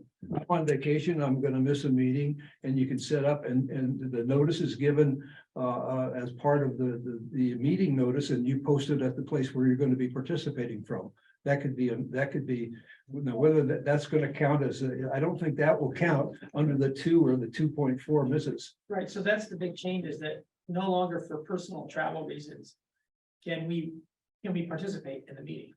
You can under that other, yes, you can under the. Yeah, but it has to be. Under the original rules, you just need to let Ida know from the address so that that address where you're going to be participating from, you're visiting, your cousin somewhere or you're on vacation somewhere, and we can put down the location from which you would be participating, and that's in the agenda under the old original Brown Act rules that would apply. Oh, okay. I thought it could have to be just cause or emergency. No, there's that, those old, that's what I said, those old original standard Brown Act rules are gonna become more important again, because, you know, they're sort of back on the table when these other these new situations don't apply. Okay, great. Thank you. Sure. Yeah, So moving forward, let's say the emergency declaration is removed at the end of February, starting March 1st. Are we just assuming we're reverting back to the original Brown Act until we create a policy that delineates whether we're either doing 2449 or we're staying with the Brown Act, or we're doing, can you do some combination? of It's gonna both? be a combination.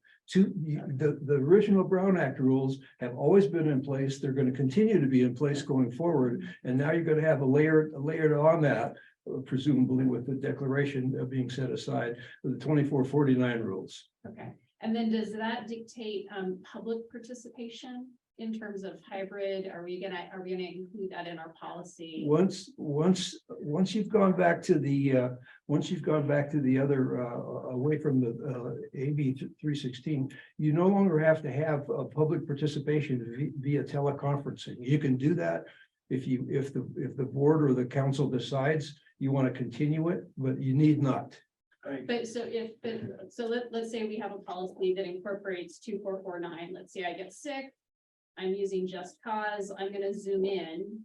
Does that mean that the public can then also zoom in on that same meeting because I'm zooming in?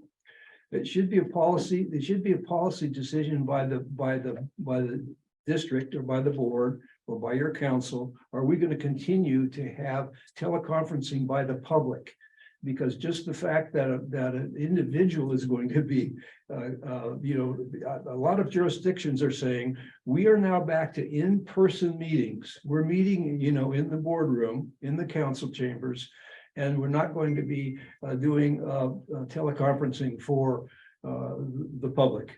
You certainly can still have teleconferencing if you had somebody that was making a presentation from some remote distance, or you could have your staff people available by teleconference. But you need not do the public, but you can. It's a decision for each entity to make. Yeah, thank you. So say the county council put out a memo that I think did a great job of explaining the old Brown Act, the new legislation, and how they can both be used moving forward. So maybe we could get a copy of that and make sure that that's distributed as well. It's been distributed to a number of the other committees that I participate in. So just as a reference, I would absolutely be in support, and most of the county and transportation agency and others have directed policy to continue Zoom broadcast of meetings and to continue allowing the public to participate via Zoom broadcast. So I would strongly support our board taking that same action or directing for policy to be developed to allow for that. And then finally, I sit in meetings all day long, every day. And it has become very convenient to be able to not have to drive all over the county to get from place to place.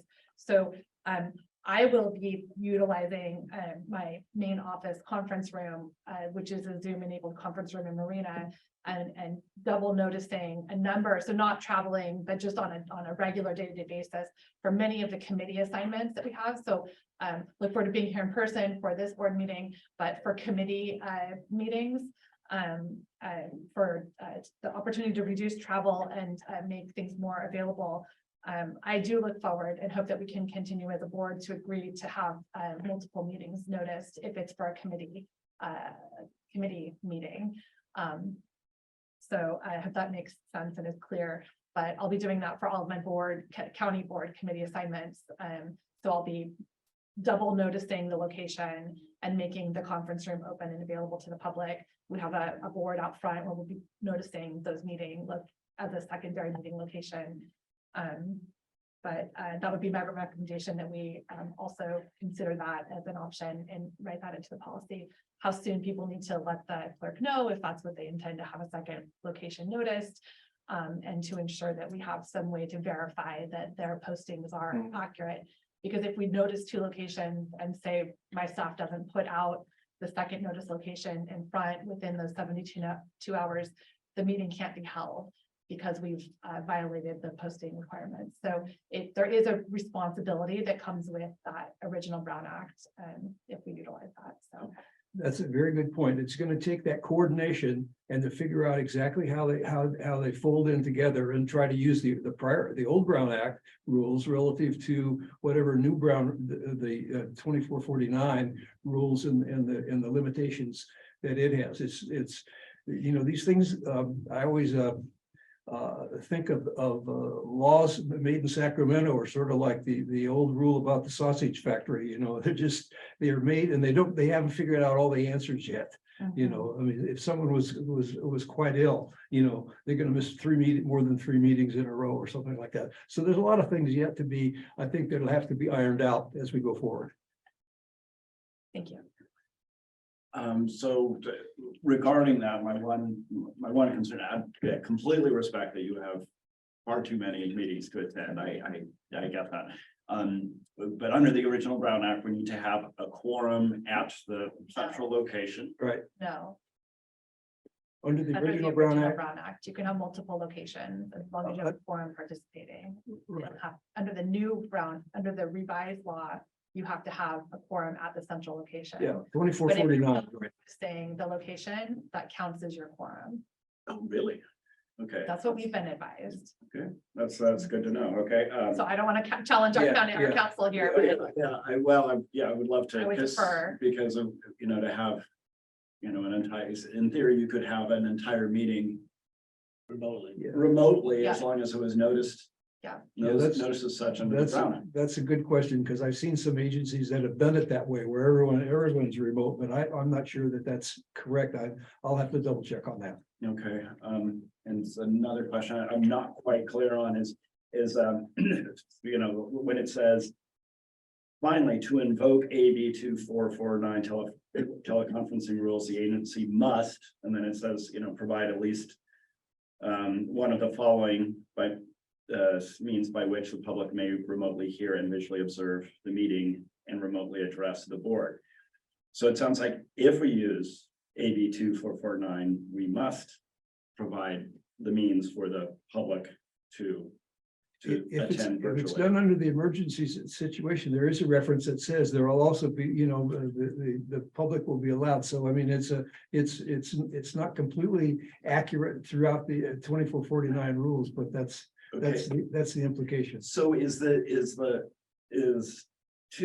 AB 2449 invoked at the time of the meeting or at the time the clerk is informed that somebody has just caused or an emergency, or is it invoked in our policy continuously? Well, it becomes the law. It's the overriding law that's now present, overlaid over the standard Brown Act rules. So it's present and available for use if we decide to use it, which is why we need to have a policy of exactly how it will be applied and used, you know, what would be the steps to take and the notices to provide. Okay, and the only, I mean, I am open to the idea of the public being able to participate virtually. Right. I mean, we have so little public participation anyway. I mean, might as well encourage it when we can. But the one caveat is not our technical abilities here have been excellent. I do have to say that, but if something goes down, according to this, we'd have to recess the meeting. You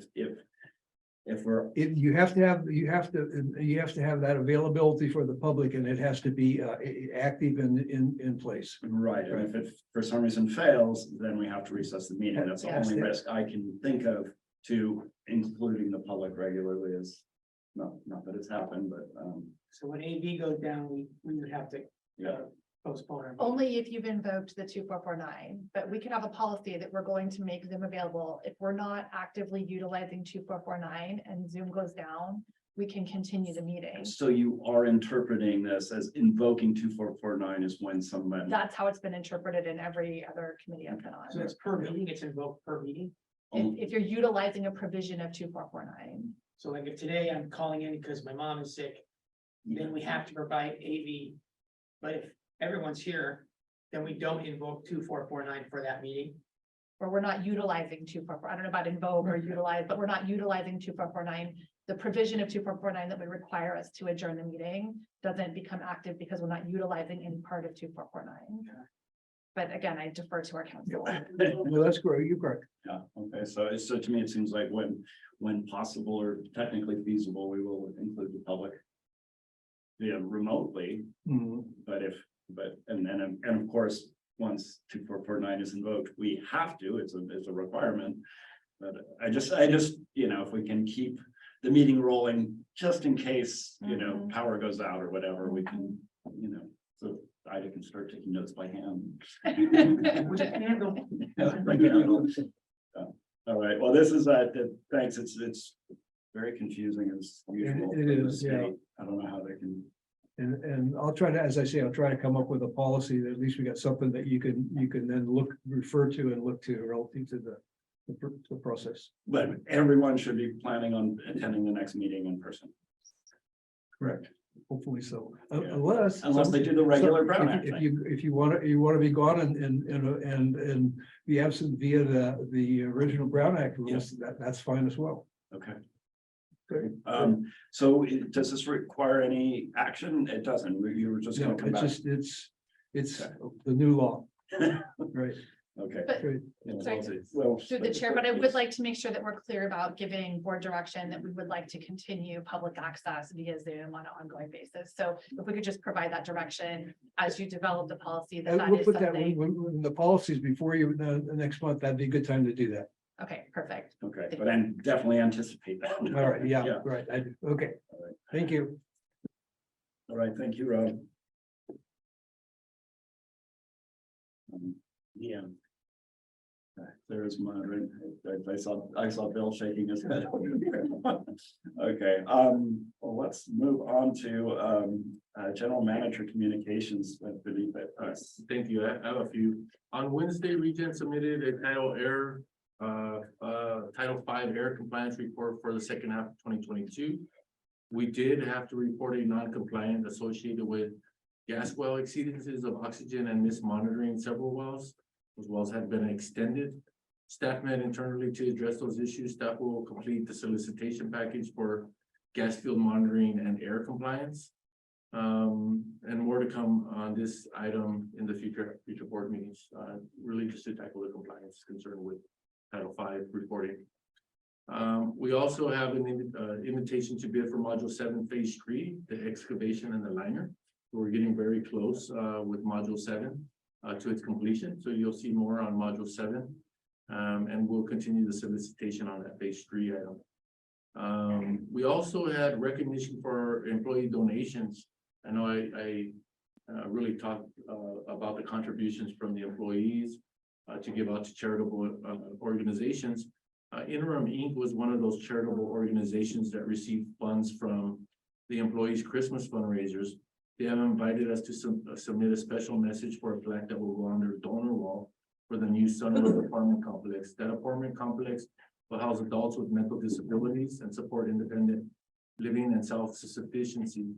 This is a great honor. And since the donation was made by the employees and not by district funds, we asked the social committee to select an inscription on behalf of the employees.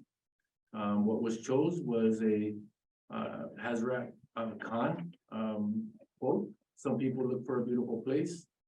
Others make a place beautiful is going to be the inscription for the donor wall.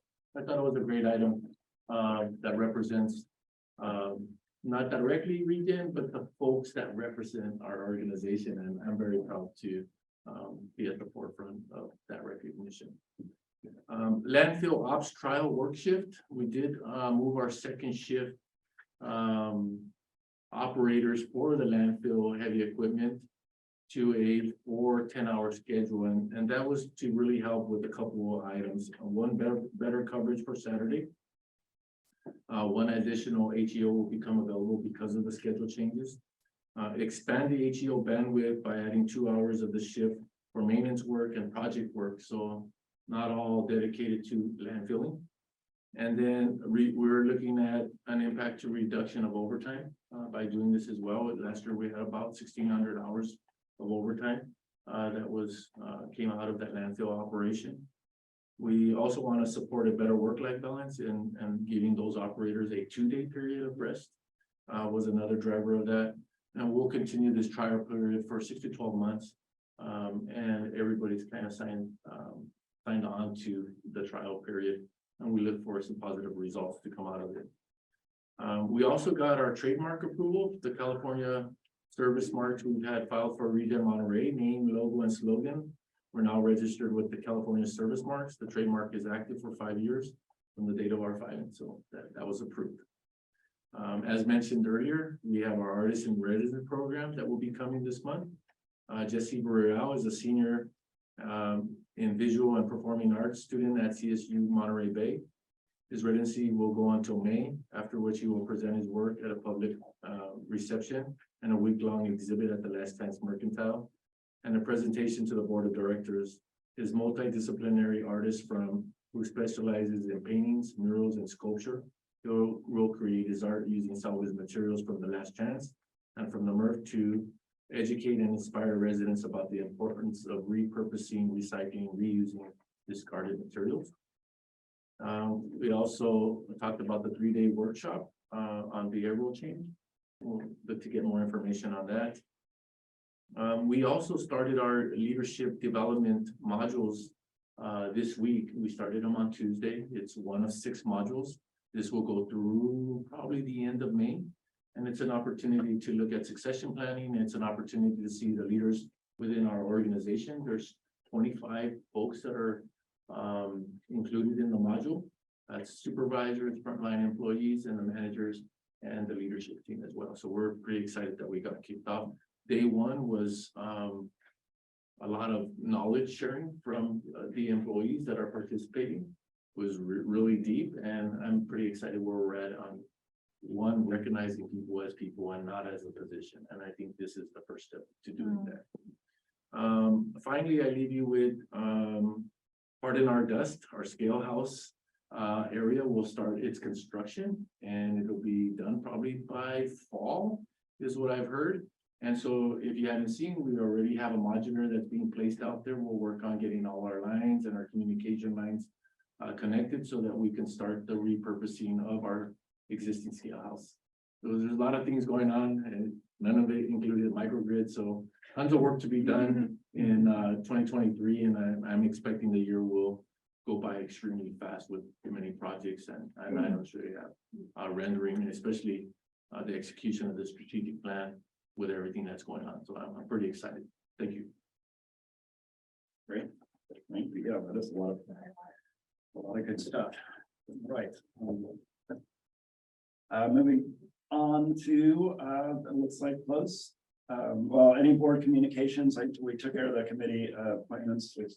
So I want to thank district staff for putting out the additional information on policies and foundational agreements on the website. I think it's great information communication between board members, new board members, staff.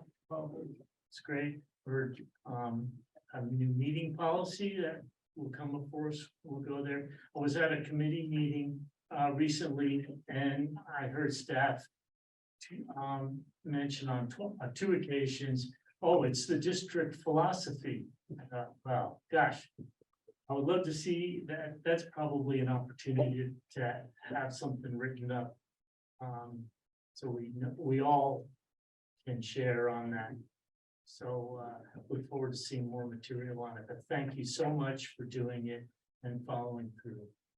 Appreciate it. Any other board members? Bruce? Again, I want to thank, as I often do, the staff, because they're helping out with Del Monte Boulevard and Lapis Road. As you come here, there's a 2.2 miles of roads that get a lot of dumping. Maybe it's because of, some of it's because of landfill, some of it's just because it's a remote county road at nighttime, especially at weekends. But staff here continues to support volunteer efforts where the volunteers collect all the stuff, put it in one place, nice and neatly, best we can. And then staff come with heavy equipment and pick it up. And that's going real well. And the issue of having cameras on somebody's remote dump location throughout the county, I hope that's progressing. But the DA's office of Monterey County has shown interest And their first day out on Lapis Road last week, they caught a man dumping a bunch of motor oil. And he had also a bunch of mattresses and a trailer. They thought he was gonna dump the whole trailer, but he got nervous because they kept driving by taking pictures. And so they're busting him because of the oil. They went back to his house and busted him. But I'm hoping that there'll be more cameras and more DA involvement at all the county-wide dumping sites, but one of those is right in our neighborhood here, Lapis Road and Del Monte Boulevard. That's good progress. And our district, ReGen, is gonna help with, hopefully help tell them the cameras that we've been using, and that's part of the TAC committee, you know, how to use cameras efficiently, and there's some experience here at this district that's gonna be shared with the TAC and hopefully with the DA's office too. And maybe there's cross pollination with the DA's office, who actually prosecute with cameras, can help us understand how to best place the cameras and utilize it, because the DAs don't want to follow up the case, doesn't do good to get all the evidence. So if they're involved in the ground floor of this pilot effort, if there's camera pilot program, that would be great. Great, thank you, Bruce. And thanks for all your work with the volunteers. I know. All right. Anyone else? Okay, we're moving on to closed session. Rob, if you could read us into closed session, and then I'll open it up to see if there's any public comment on the closed session item. Right, we have a closed session on the agenda relative to labor negotiations. We'll be taken up immediately following, and then the meeting will come back in and be adjourned. Okay, thank you very much. Is there any public comment on our closed session item? If so, please approach the podium and raise your hand if you're online. Yes, sure, go ahead. All right, closing the public comment on the closed session. Good board. Thank you, everybody.